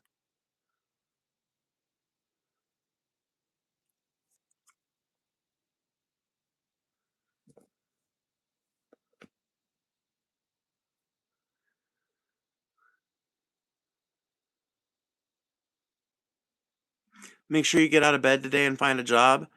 I've been streaming for an hour and 40 minutes and I made $165. That translates to around like $80 an hour. How much do you make an hour? Just curious.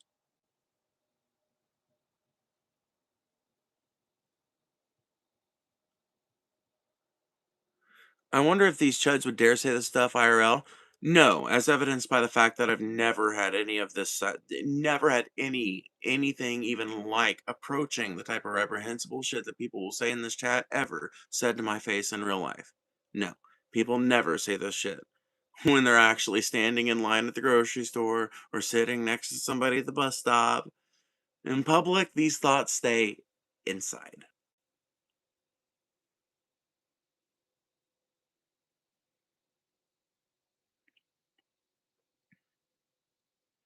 You need to account for taxes. Yeah, I need to account for taxes. Same as anybody else does when they think about the money that they're making hourly, yearly, or otherwise.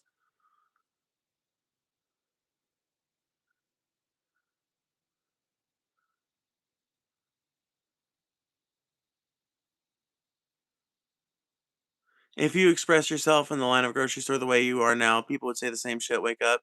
I have walked into the grocery store and stood in line dressed exactly like this, and nobody said a fucking peep. Now, that being said, I don't stand in line at the grocery store looking to pick fights with people. But that's the thing that I think we're distinguishing more than anything. Why are any of you guys sitting around here trying to make fights with people?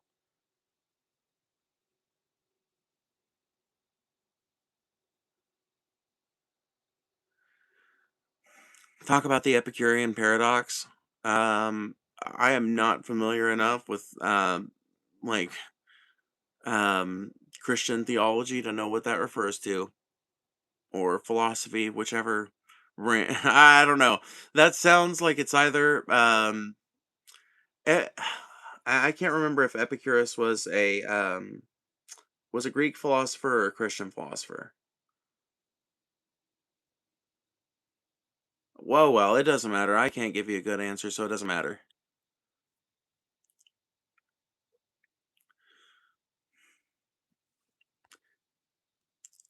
Bit, you didn't make anything, though. People paid to talk shit about you that's not making money, LMAO.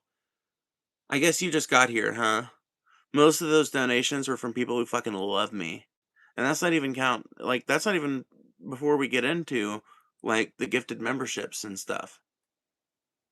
Speaking of gifts, supers, and other such donations and things, if you've been enjoying the stream and you would like to contribute to the continuation of content like this, please consider sending a super chat, gifting some memberships, or sending a Cash App donation. You can find that down below.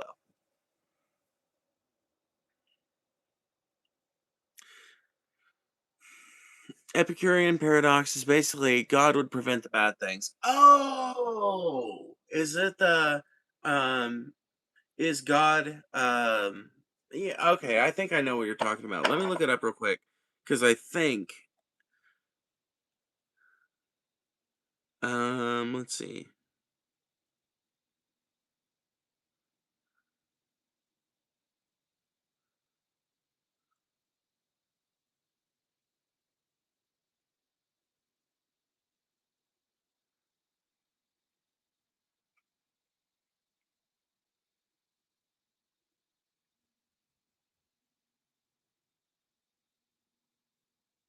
Okay, so here it is, the classic formulation via Lactantius.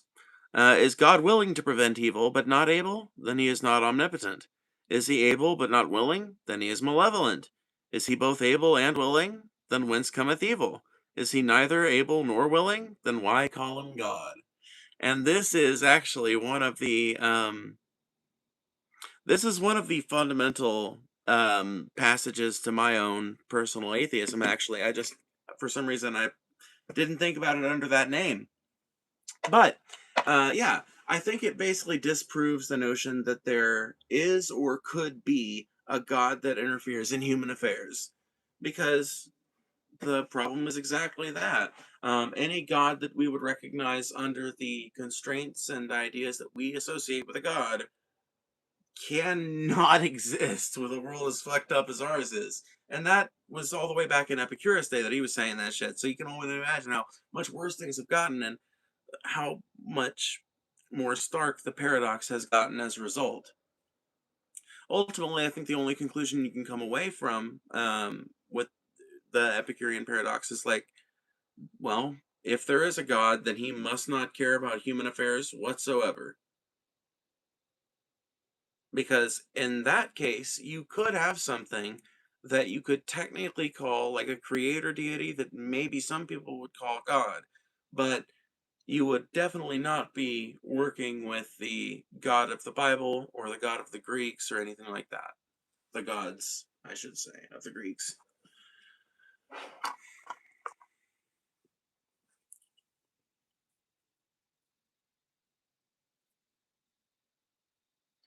I used to be an atheist, then I did DMT and started and had a chat with some spiritual beings, then started seeing UFOs, and now I definitely believe in something higher than myself. Oh boy. I don't know that I like that, man. I've done a lot of psychedelics, and never once in my journey with psychedelics have I come away from an experience thinking, man, there must be a God. There must be things out there. And I've done DMT too. Now, granted, I don't think I did enough DMT to fully take off. I experienced some really profound hallucinations, but I didn't meet any beings or have any conversations of any note. Um, and I've had some pretty profound acid trips and some pretty profound mushroom trips, but like I've never come out of any of those experiences thinking, "Oh shit, God is real," or like there's a higher power. And I also don't like the language around higher power. Like, what does that mean? Like there's something higher than yourself. Like of course there's something higher than yourself. Like, oh yeah, of course. And you know what? I think I just landed on why that bothers me as like a revelatory thing, or why it bothers me as the basis of a spirituality. Maybe not bothers me, but hear me out, right? I feel like it is a really profound realization, but I feel like some people don't know how profound it is, and simultaneously um elevate the importance of the realization to a degree that almost becomes religious in itself.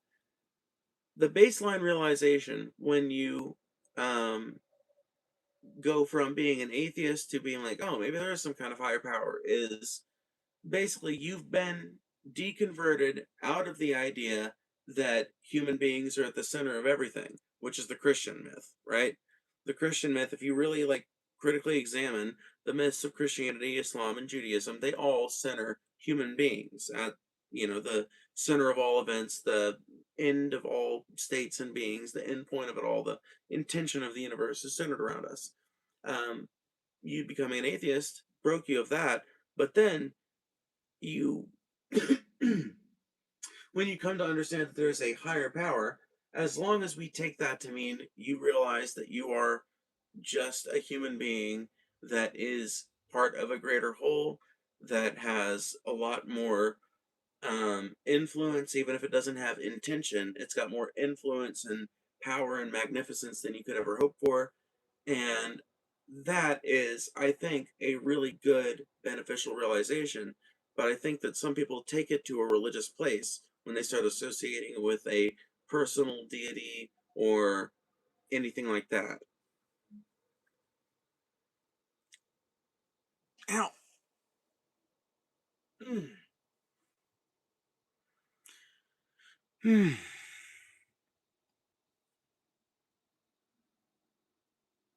I mean, yeah, any critical examination of the three Abrahamic faiths will reveal that, yes, indeed, human beings are centered.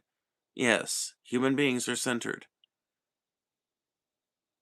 There's no laws in how chimpanzees should conduct themselves. There's no laws on how fish should conduct themselves, on how anything else should conduct themselves. No, for some reason, the only animal that the gods of these religions saw fit to set down rules for was humanity. One particular species of ape on one particular backwoods planet in some backwater arm of a distant Milky Way galaxy.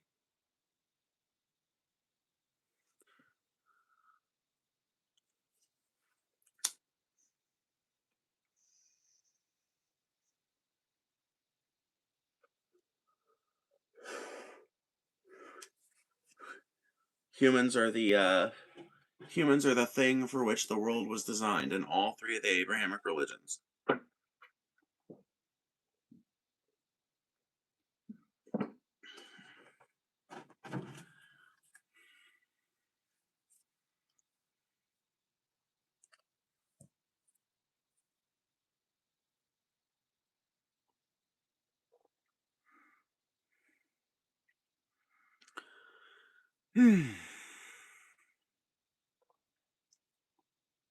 Are you a Muslim? No, I'm not a Muslim.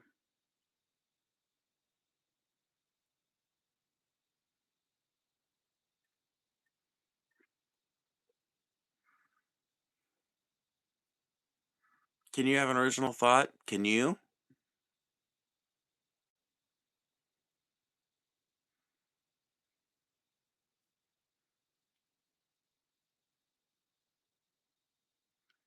Respectfully, are you trans? Yes, I am.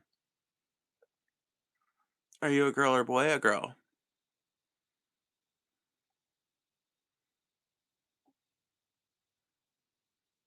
Ban the meth comments. People think they're funny. Let's get full 24-hour timeouts on every meth comment.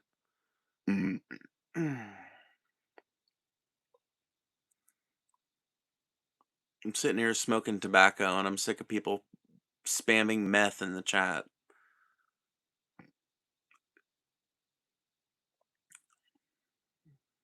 Wait, King Bugs, you've actually done it? I have never wanted to smoke meth. I have never been a stimulant person.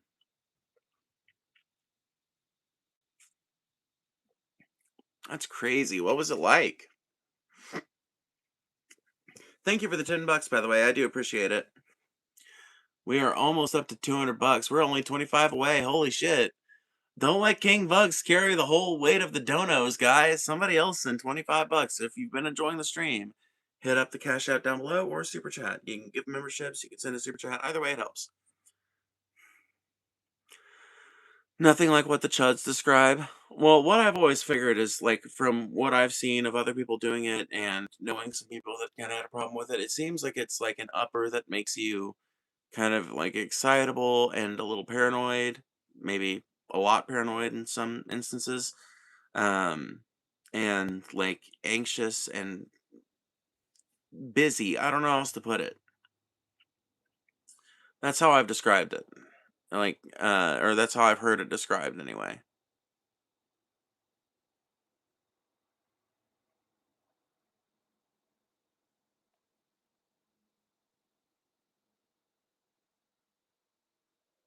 For being super upset about the comments, you talked about it a lot. Do I seem super upset? It's cheap Coke that lasts for a day. Oh, God. I don't know about that.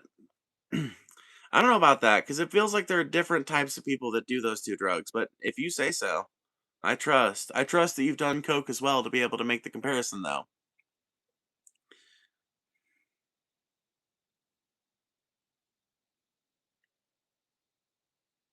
You're upset? Okay.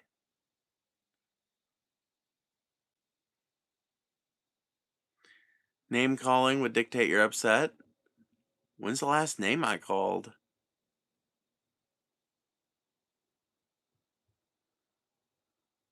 I'm a seasoned drug user, King Bug says. Fair enough, I guess. Fair enough. Oh,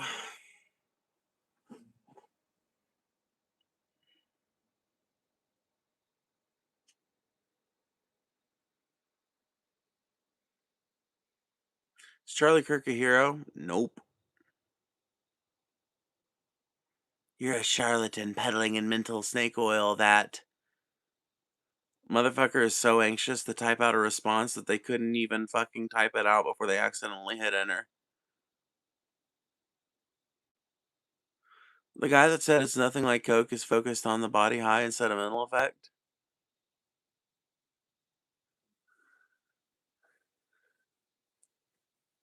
Which one's got a body high?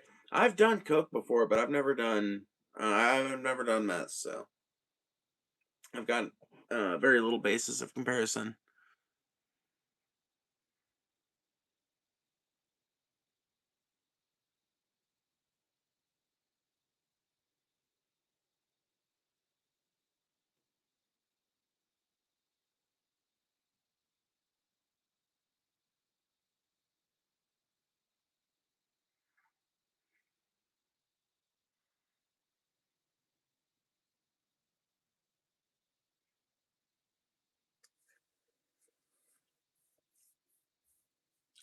Charlie Kirk didn't die a martyr. Charlie Kirk died up there in vain. Charlie Kirk, the shooter claims he shot him for reasons that the FBI can't explain.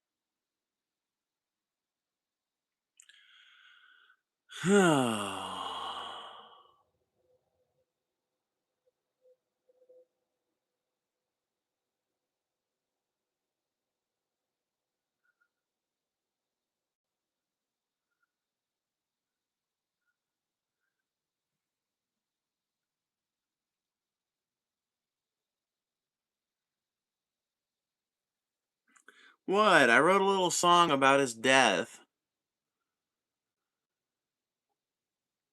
I wrote a little song about his death after months of right wingers being incredibly ghoulish about that very death. At least I let his body get cold in the grave before I started trying to fucking make a buck or two off of it. Erica Kirk turned that shit around the fucking next day.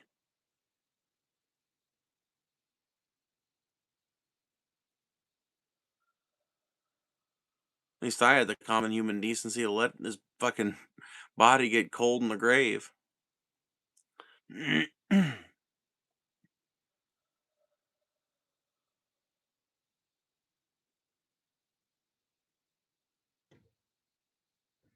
Erica had a right to, you don't. Yeah, well, if you don't like people making fun of people's deaths, well, maybe you should um A um create a movement to revoke the First Amendment, or B get people to stop being so goddamn vitriolic. Cause I am but a response. I am but a response. Folk musicians are just reflections of our day, folks.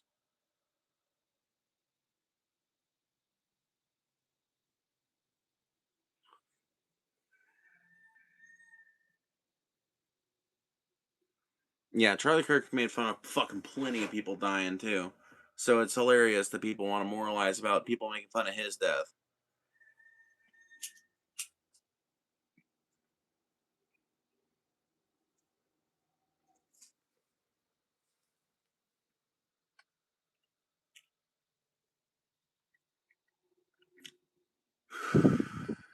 No, Erica had a right to make money off of Charlie. You don't. Try and stop me, bitch. Charlie Kirk was a backwards, bigoted moron who did not deserve to be shot dead and like a dog on the street, but who nevertheless contributed greatly to the destruction of discourse here in America. And if you agree with that, send me $5. If you agree that Charlie Kirk contributed to the destruction of fucking discourse in America, send a super chat.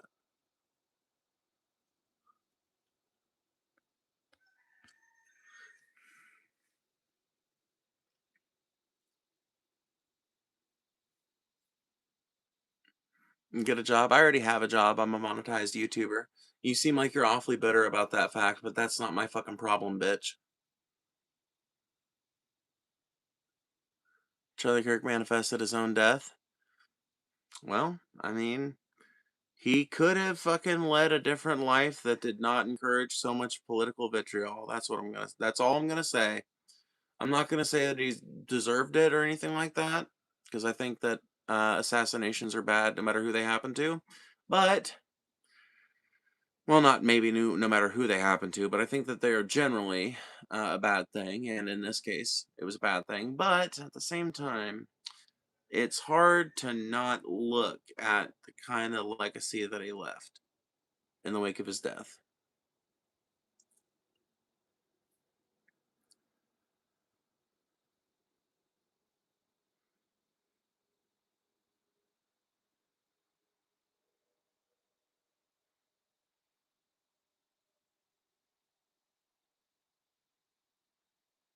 Because you refuse to look at the camera when you're trying to be deep? Huh?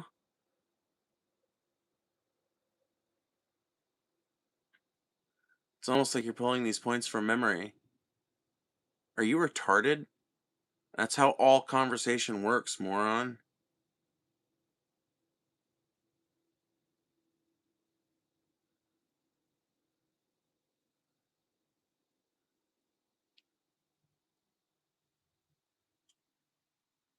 Rather than it being spontaneous,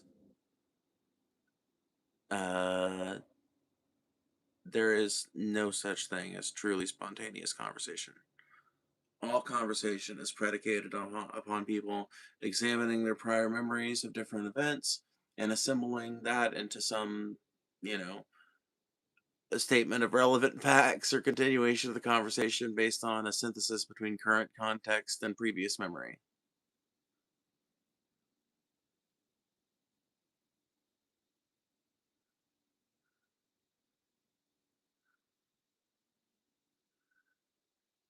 No, it isn't. It's about being genuine, moron. You live in a box. That may be true. I may live in a box. But you're here with me in the box. You have been in here for what looks like at least 40 minutes, talking shit the whole time. Listen, I'll tell you like I tell everybody else. I don't give a fuck what you think about a goddamn thing, much less what I do for a living, much less how much money I make. You can continue to kvetch about it, or you can be a normal person and participate in the conversation on a topic that's not related.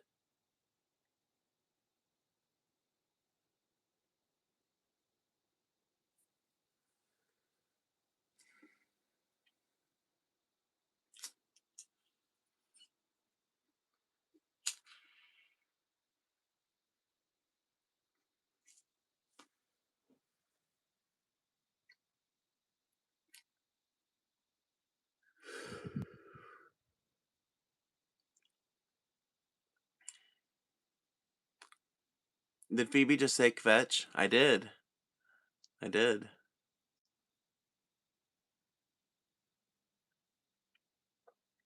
Phoebe, can we have a legal fight?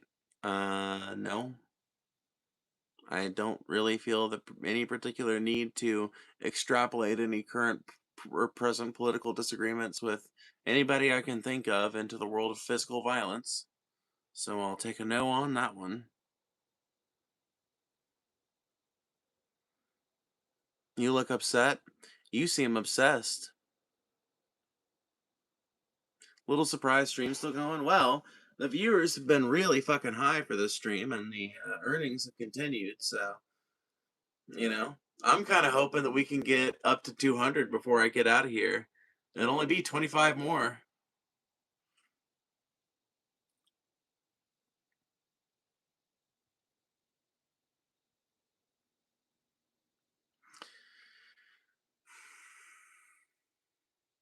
Most of y'all are so focused on her opinions and identity more than anything else, yet she needs the job. Cut the cap.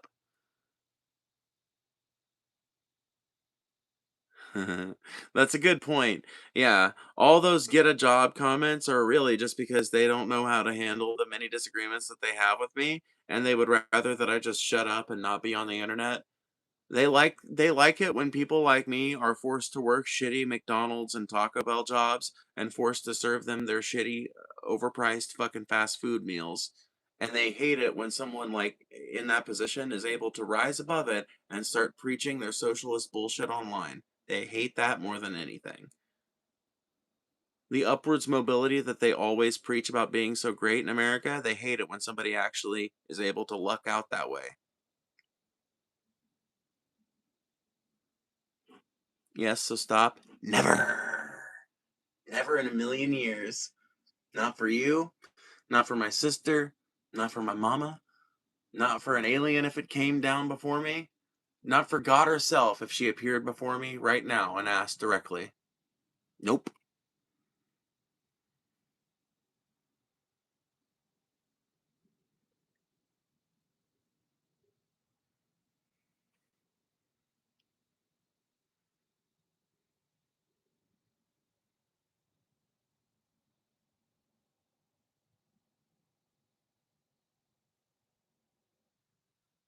Charlie lost the gun debate by a long shot. Oh man, Inky Capelli.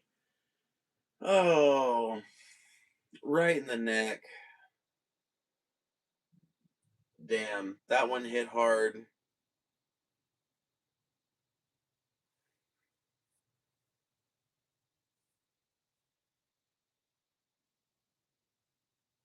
You didn't have to go a long way to make that joke.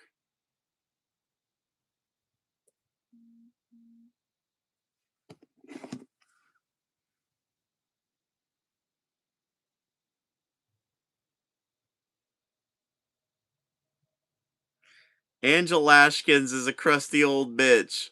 Thank you.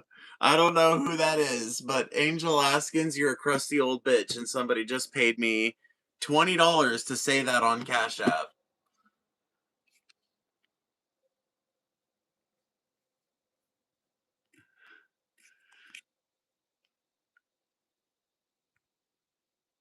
Hold on, let's see.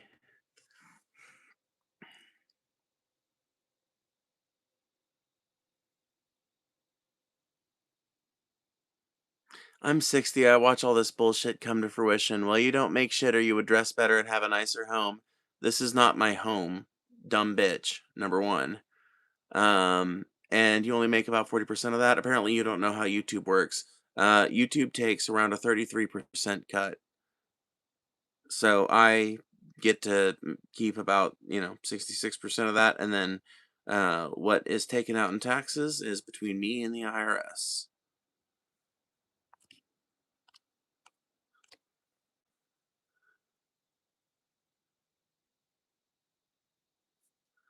No, it didn't hit hard. Just proved there's not integrity or virtue in any of you. I don't give a shit what you think about my integrity or virtue. Why should I?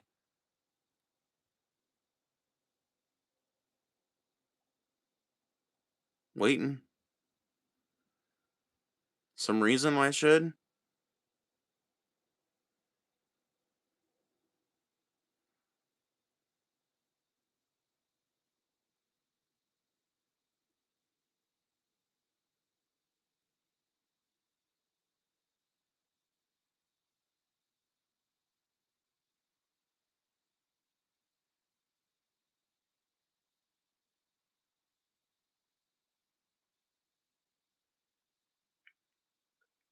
Damn, I've been here 20 minutes and I realize what this is. Y'all are just evil people. Sick motherfuckers! Hope y'all have fun trying to bring others down while you're acting like the victims. I don't know if you're talking about me or the chat. I'm gonna look at your chat messages to see. Anytime I try to come into a left-wing stream and hang out, all I ever see is people mocking Charlie. Neither side is saying y'all are sad. So you condemn Charlie Kirk for saying all the bigoted things that he said, right? Right? Right? Right? I need consistency on you from you on this, CW. Right? You condemn all the bigoted things Charlie Kirk said, right?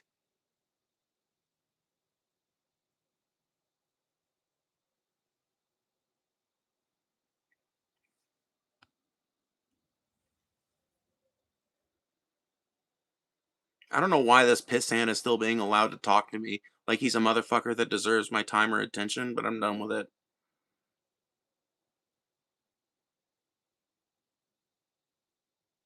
Charlie would never come up in this chat if people didn't bring him up. Yep. 100%. These people are what happens when you don't understand class issues.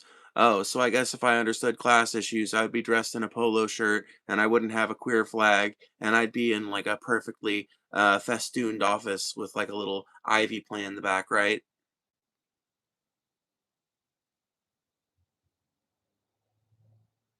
Name one bigoted thing you can't in context it wasn't. Okay, let's do it.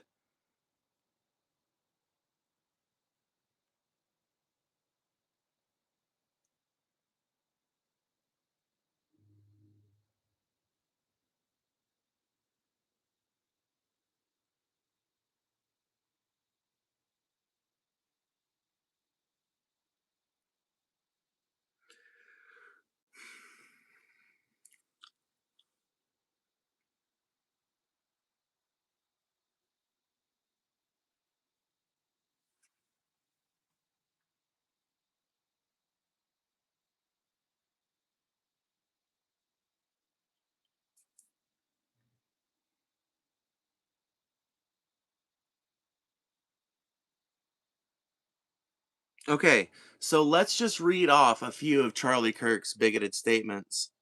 On black pilots and DEI, quote, I'm sorry, if I see a black pilot, I'm going to be like, boy, I hope he's qualified. That's not who I am. That's what the DEI, Diversity, Equity, and Inclusion Office, has created. They're making me racist. Unquote. Source, The Charlie Kirk Show, January 2024. On black women in customer service. Quote, if I'm dealing with somebody in customer service who's a moronic black woman, I wonder is she there because of her excellence or is she there because of affirmative action? Now, if it's a white person, I just think they're a moron. End quote. Source, The Charlie Kirk Show, January 2024. On prowling black Americans. Quote, the media is never going to tell you the truth about the anti-white racial pogroms that are happening in America's cities, happening all the time in urban America. Prowling blacks go around for fun to target white people. That's a fact. We see the videos, we see the evidence, unquote. Source, broadcast May 2023. On Ketanji Brown Jackson and intelligence, quote, you do not have the brain processing power to otherwise be taken really seriously. You had to go steal a white person's slot to go be taken somewhat seriously. Jackson is an affirmative action hire. She's not there because of her brilliance. She's there because of her skin color, end quote. On the Great Replacement Theory, quote, the Great Replacement Theory is not a conspiracy theory, it's a documented plan. The Democrat Party is bringing in millions of illegals to replace white rural America with something different, something more compliant, and something that will vote for them forever, end quote. On Islam and Western civilization, quote, Islam is not compatible with Western civilization. It's a conquest-based ideology. Islam is the sword the left is using to slit the throat of America. We are importing people who hate our way of life and want to see us destroyed, end quote. Source, social media video, 2025. On trans people in the 1950s, quote, we have allowed this mental illness to become a protected class. We should have just took care of it the way we used to take care of things in the 1950s and 60s. By the way, he's talking about lynchings. You didn't see people walking around pretending to be the other gender back then because there were consequences, end quote. Source, interview with Riley Gaines, late 2023, early 2024. Gender-affirming care providers, quote, these doctors are mutilating children for profit. It's a crime against humanity. We need to have a Nuremberg-style trial for every gender-affirming clinic doctor. We need it immediately. We need to see people in orange jumpsuits, end quote. Source, Charlie Kirk Show, April 2024. On women, feminism, Taylor Swift, quote, Taylor Swift is a psyop for the left to keep young women single and childless. Reject feminism, submit to your husband. You're not in charge. He is. That is the natural order of things, and the only way you will ever be truly happy is to embrace your role as a mother, end quote. Broadcast August 2025. Kirk's, So on the Civil Rights Act of 1964, quote, the Civil Rights Act of 1964 was a mistake. I think it was a massive overreach that has led to the DEI nightmare we see today. It took away the freedom of association. If a business owner doesn't want to serve someone, that should be their right in a free country. Multiple TPUSA events / TPUSA Live 2024 to 2025. So there's 10 quotes from Charlie Kirk with their full context provided of him being a complete bigoted moron who hated black people, hated trans people, or was at the very least willing to stoke the flames of hatred for these people to make a quick buck. Fuck you for defending him. I hope you feel ashamed of yourself.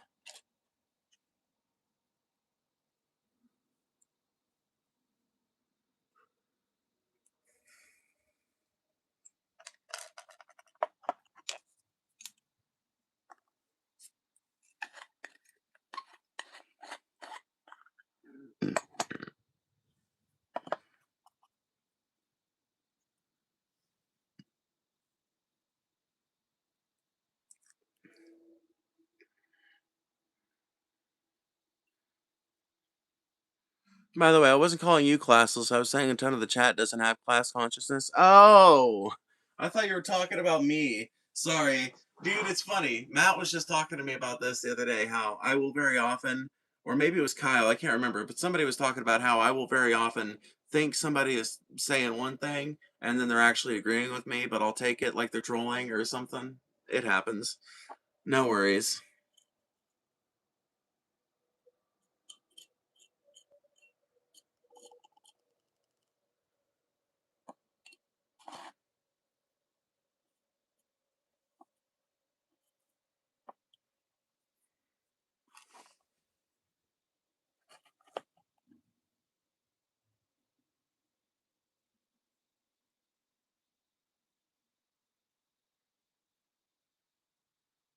I think it speaks volumes that people can't just let the man's words speak for himself in his absence. It speaks volumes how much people have to run defense for Charlie Kirk and the bullshit that he said when he was alive. It speaks volumes.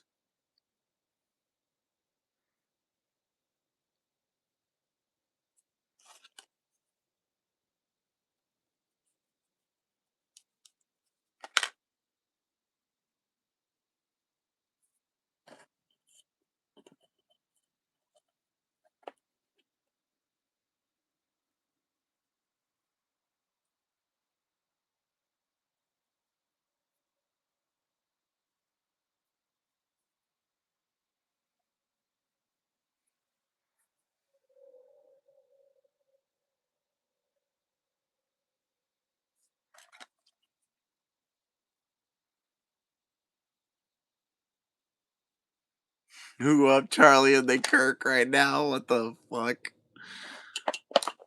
That's crazy.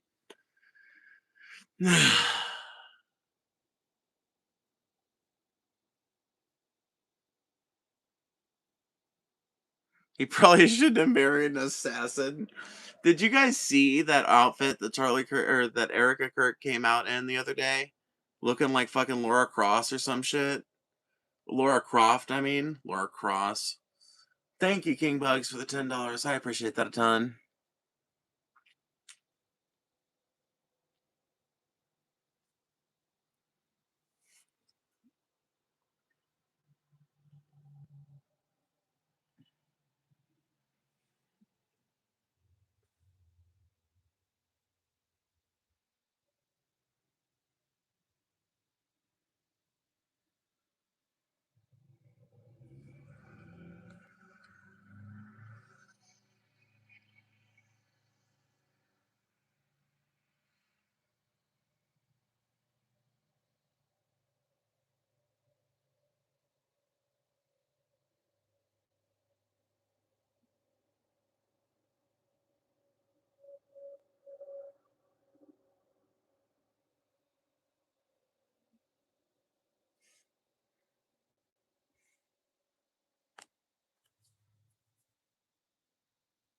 I've lost a close family member, never thought to perform with their corpse like she did. Yeah.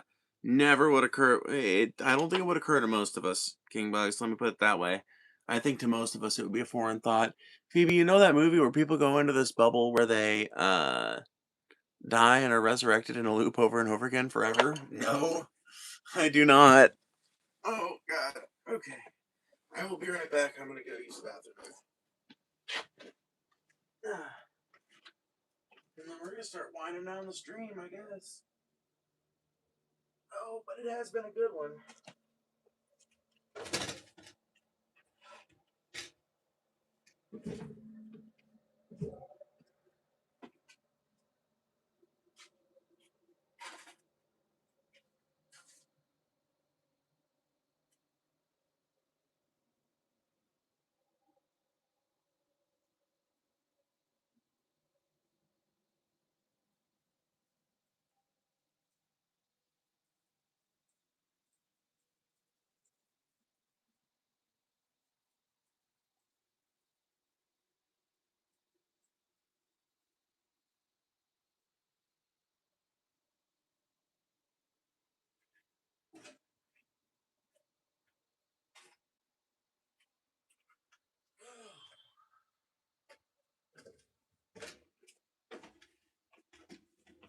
Ew.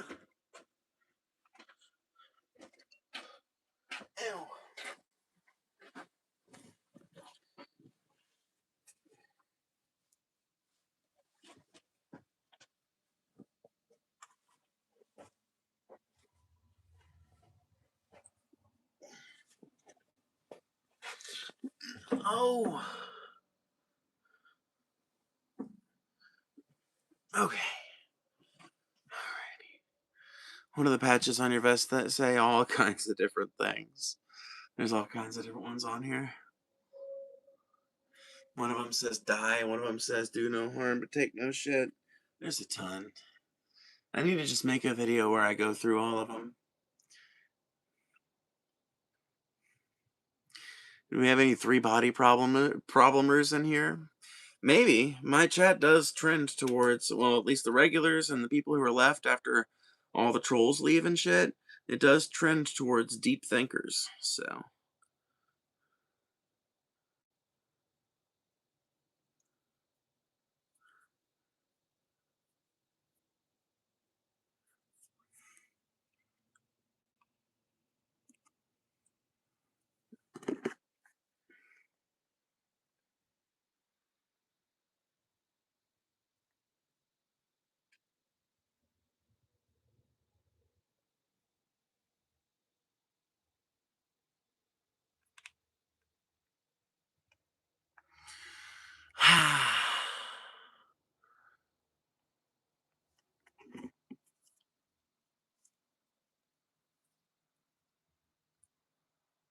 Deep thank her? I hardly know her. Haha. Ha ha ha ha. Ha ha ha.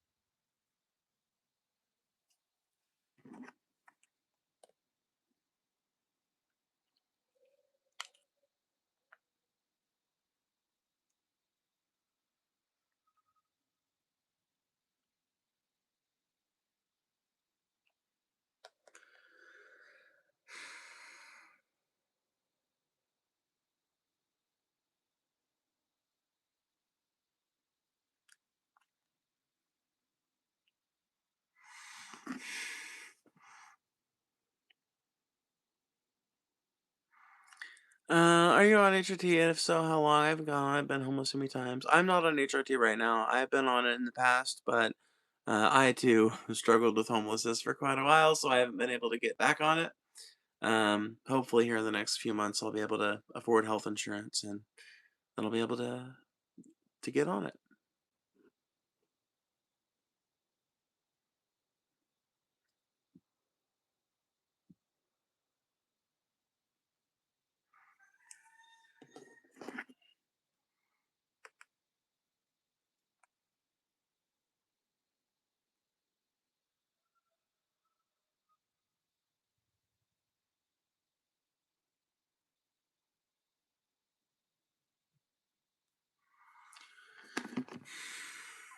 Well, you look good, sis. Hang in there. Thanks. I appreciate it. I'm sure you'll get there too. I'm watching a show called Fallen's got a similar plot being wonder what's what? Huh?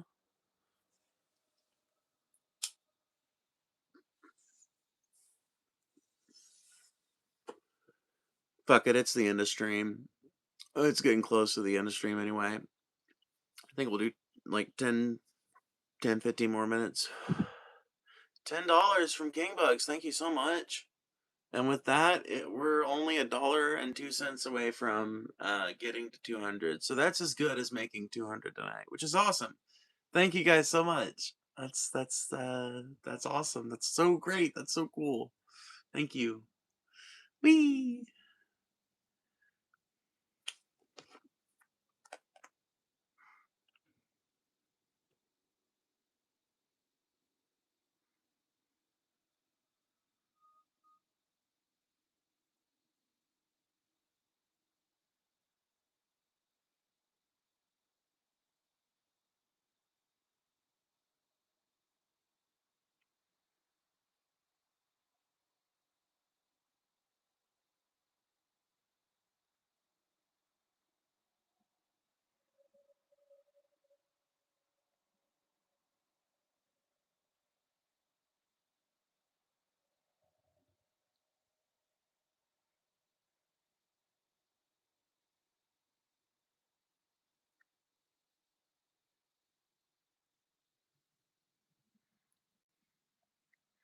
Nanbot with another $2 getting us over the 200 mark. Thank you so much.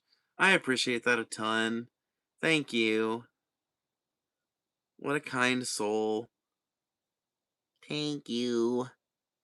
Thanks. Thank you. Thanks.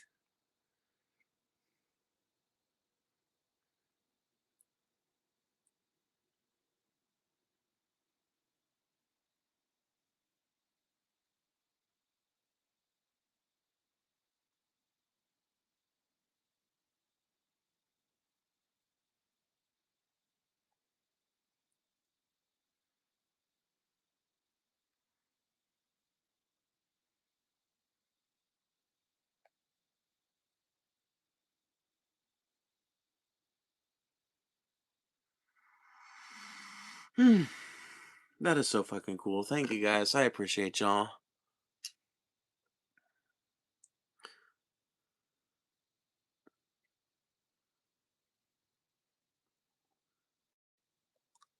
I've worked in conditions that we get some arrested.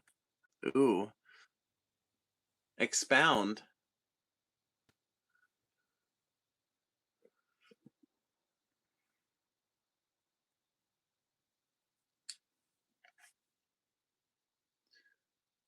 Growing up in rural Florida was like living on the res. I've never lived near enough to a reservation to know exactly what it's like. I've got some general ideas, but I feel like they're almost like so vague as to be stereotypes. So,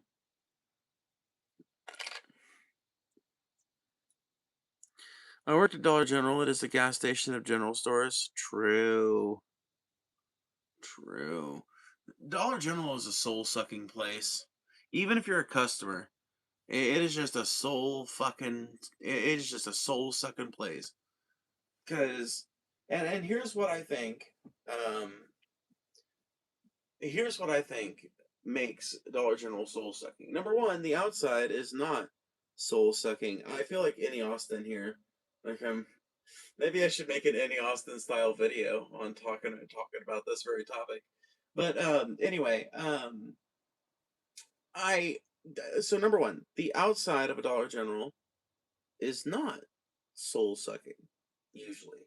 In fact, often a lot like Walmart or Target, um, very often I find that the parking lot and the outdoor kind of exterior of a Dollar General is actually kind of contemplative and freeing and liminal in a way. Um, there's even a bit of like Like in a lot of newer Dollar Generals, there's even like some inviting landscaping maybe near the store, and it's a place that doesn't feel bad to be in. But then you go inside the store, and number one, it's always cold in there. Even if it's not, and it's fucking weird. I feel like the only time it's not cold is if it's the middle of winter, in which case it's like warm, but it still feels kind of cold in a weird way. There's I think it's like the fact I don't know, man. I think it's maybe the way they're built, like the fact that they've got like the bare exposed roofs in a lot of cases, and I can't imagine there's a whole lot of insulation and stuff between the outside and the roof. Maybe there is, and I just don't understand it. But it seems to me like even when they're running the heater and it should be warm in there, like the bathrooms always seem like they're a bit chilly, and the back rooms always there's always like a little chill coming out of there. Um, Number two reason why Dollar General is soul sucking, or I guess number three, depending on how you look at it. Um, with the exception of the food products, like all of the consumables, stuff like soap and food and shit like that, you kind of know whenever you buy something from Dollar General that you're buying the crappier version. Now, like I said, that's not really true when it comes to the food, the soap, that kind of stuff. Maybe Dollar General's home brand is shittier, I don't know. But you can get regular brand stuff there. But when it comes to like tools or toys or anything like that, there's kind of this pervasive knowledge in the back of your head that you might luck out. You might get something really cool that is well built and lasts a long time. Or you might get a piece of dog shit. And the fact that both the piece of shit and the good one are priced the same and that you don't know until you buy them, I think lends to the era of unpredictability. Very, very poorly insulated. We had to leave the faucet pissing in winter. I used to feel weird about it, but it stopped caring years ago. That makes sense actually. OMG, cold rooms make me self conscious of my nipples. Not me. I'm like, damn, look at them bitches. But also, I prefer cold to warmth. Massively prefer cold to warmth. I think my ideal house, if I ever get to build it, will be one that is heated with wood heat. And I think I will set it up so that um, I want to have it set up so that there's like a little wood stove or wood heater, whatever it is, that I can sit around that is warm and cozy if you're right next to it. And then there's a few areas where the heat is either piped off by water or something, you know. I don't know. I wonder if they make. I bet they do. I bet. I bet they do. I wonder if they make wood stoves that also have like a built-in steam thing where they can like a boiler basically. I wonder if there's any. There's got to be some, right? And I just think that that would probably be the way I'd do it, and have that main wood heater in like one corner of the house, and I would also have like a pretty small house, maybe one of those like split level tiny houses where the front room and stuff is like I don't know, man. I've thought about this shit a lot, but I feel like I'm getting boring just sitting here describing what's in my head. Point is, I would have that, and then pipe some steam off to like the bedroom, and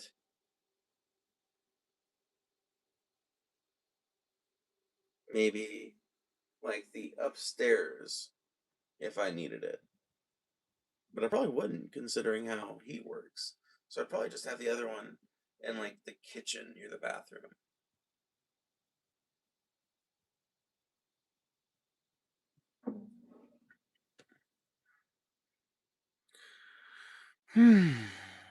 Steam heat is best, but I only saw that in old buildings in the Northeast. Phoebes, I sent you something. Let me see.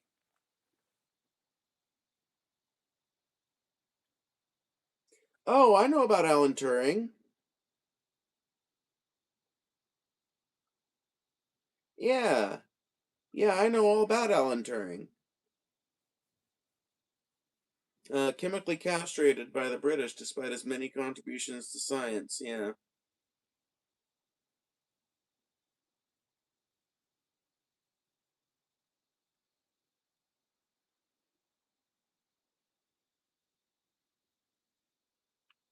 Yeah.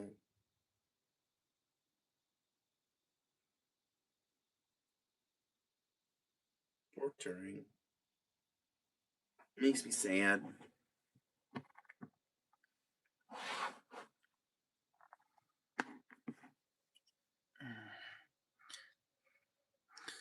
Yeah, no, I definitely think we should do a deep dive. Oh my god, I should do that.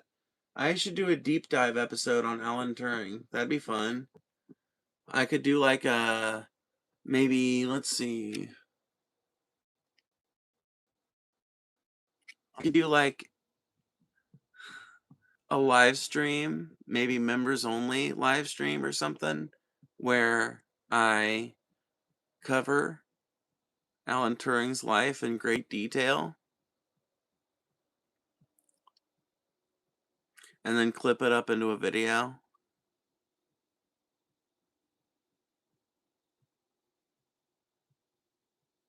That could be really cool.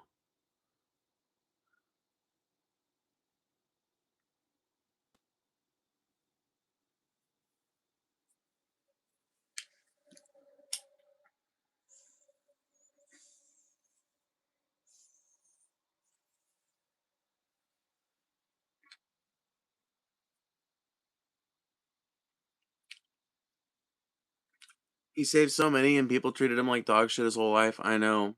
It's one of the most tragic stories in like recent human history.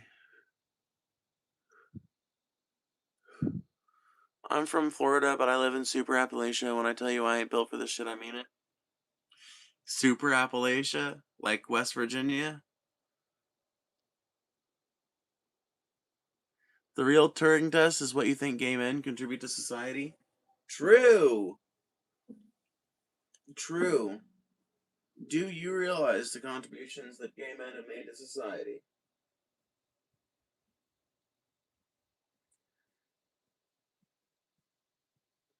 I wish there was a Johnson test in honor of Marsha P. Johnson.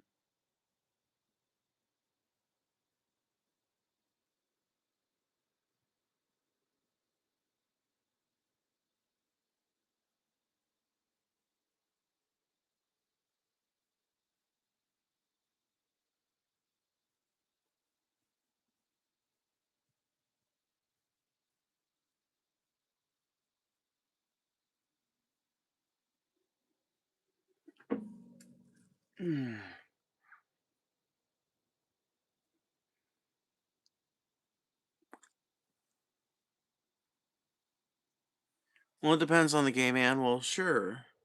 But there are people out there, bigots, I get that, but still, that think that gay men just haven't ever done shit for society or that think that they just came around in the 90s or the 80s or something. And I just think Alan Turing and contributions of people like him are important to keep in mind. Um, if for no other reason than to show people that we've always been around, that we've always contributed to society and been participants in society. Y'all can test my Johnson. Alan Turing and Wendy Carlos are massive for tech. Yes, yes, yes. That would be an even better one. The Carlos test. The Carlos test. I like that. Ah, yes, Wendy Carlos. She's so cool.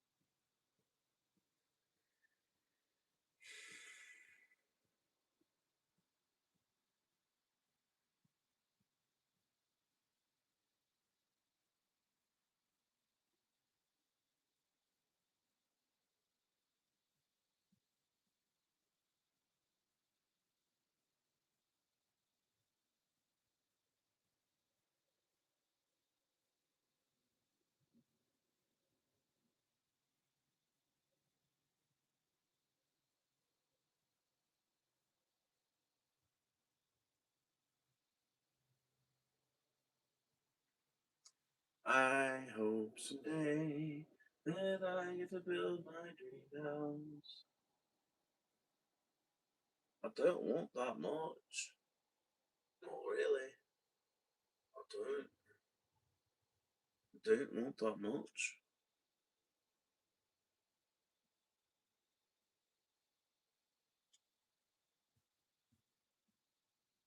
Yeah, I do. I've got such unattainable dreams. But maybe that's good. Maybe it's good that I dream big.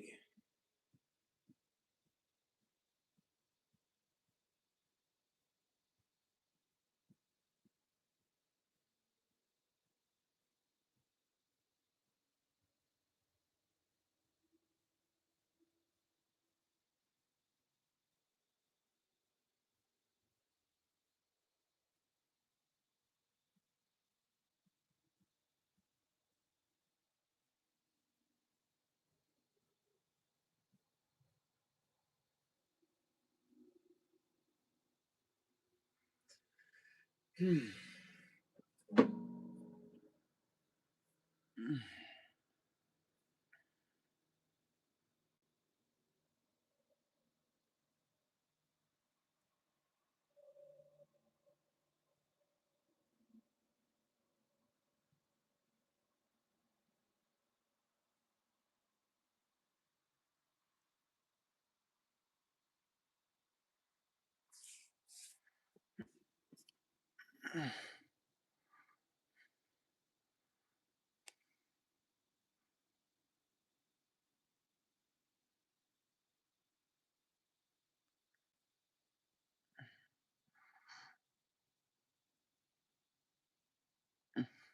In the movie, I assume it was a real story. They shoved him into the floorboards and nailed it shut. That's horrible. So, do we all think Trump is staying in office another term? No.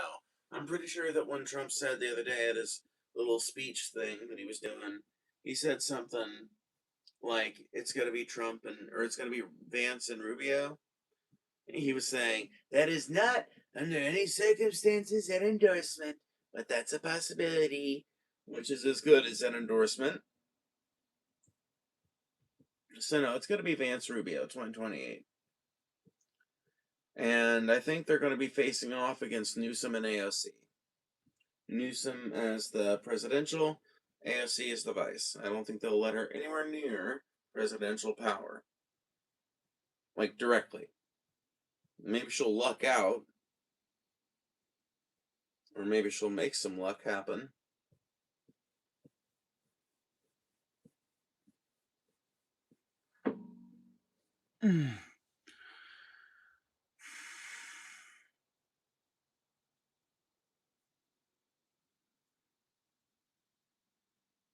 He looks like he is having a stroke every day. I don't see another term yet. Even if he could find a way to finagle that, like legally, I don't think he's got it in him. I just flatly don't think he's got it in him.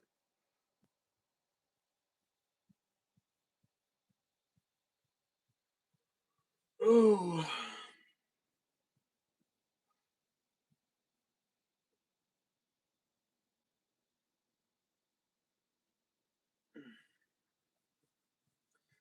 Yes, Jesus loves me. Yes, Jesus loves me. Yes, Jesus loves me. My Bible tells me so.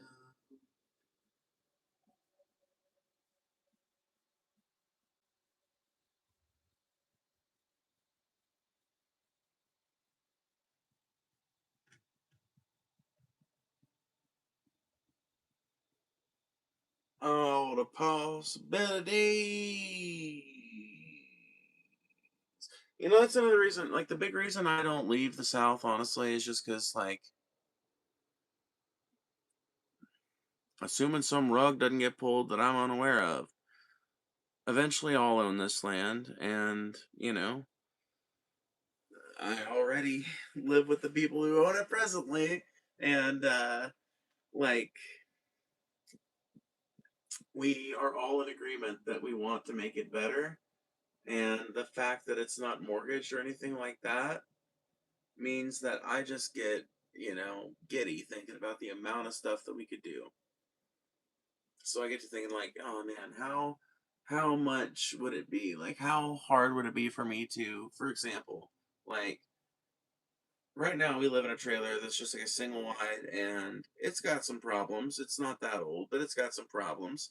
It's not nearly as dingy and fucked up as a lot of trailers I see people living in, but it's got some problems. And I just fantasize about having enough money to be able to save up for a down payment on a new place that and getting that one hauled off without having to mortgage the land. And I just, oh man, I get giddy thinking about it. And then I think like, ooh, what upgrades could I do? Could I get them to make it extra noise canceling? Find a company that um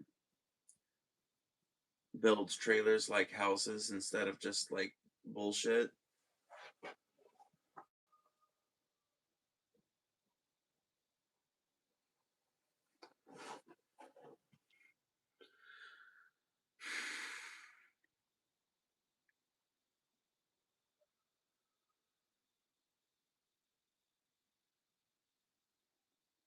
I feel that. I feel it too. Someday. Someday I'll have all the cool stuff.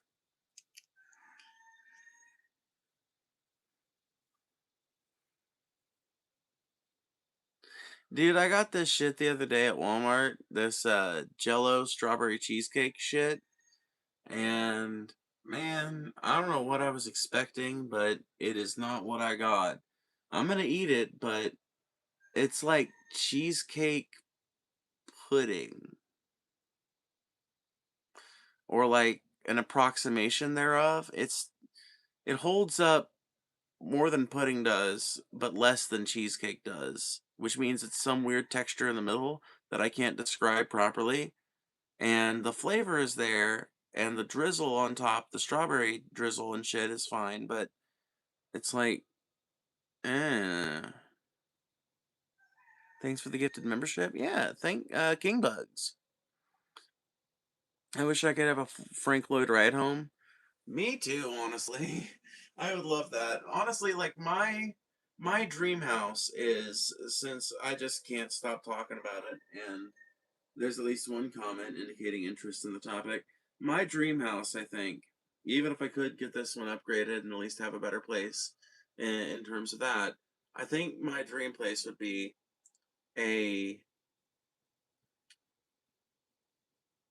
split level, kind of like the one my grandma had when I was a kid, but not nearly as big. Not nearly as big. I would want um, something that I would either want like a little basement type of area, or at least like a bottom floor that is for one thing and has access to a screened in back porch, and a top floor that's got like, a bedroom and a bathroom.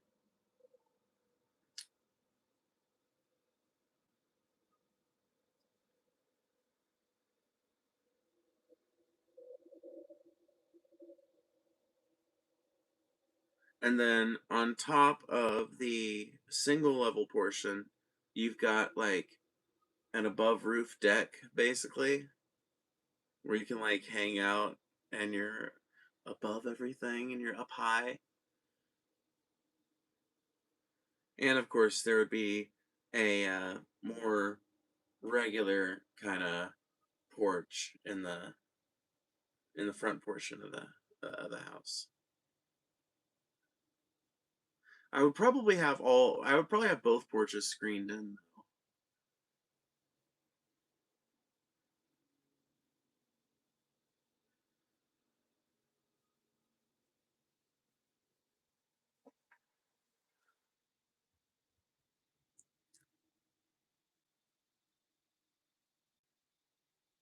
I'd like to live in a large, collectively owned boarding house near a park, library, and a grocery store. That sounds cool too. Not for me, but I don't know. I think I would like living that.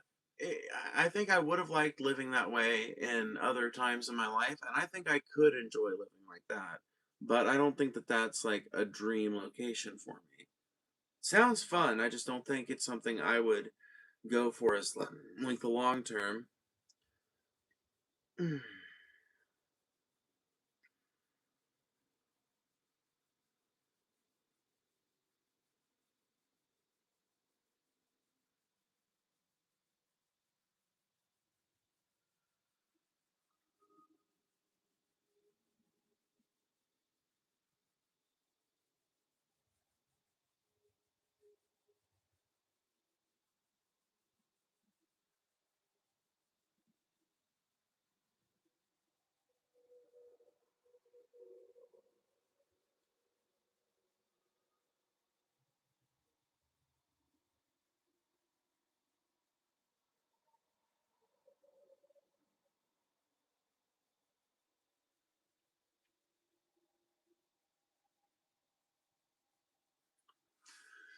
Holy shit! I'm sitting here all distracted and shit, just like thinking all on my own, all on my own lonesome. Not even thinking about y'all. My bad.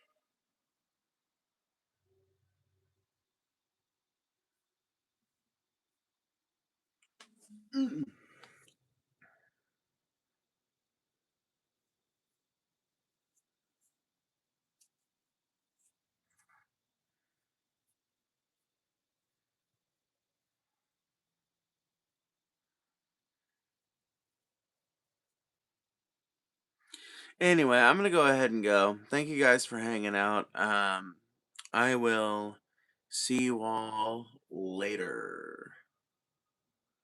Um,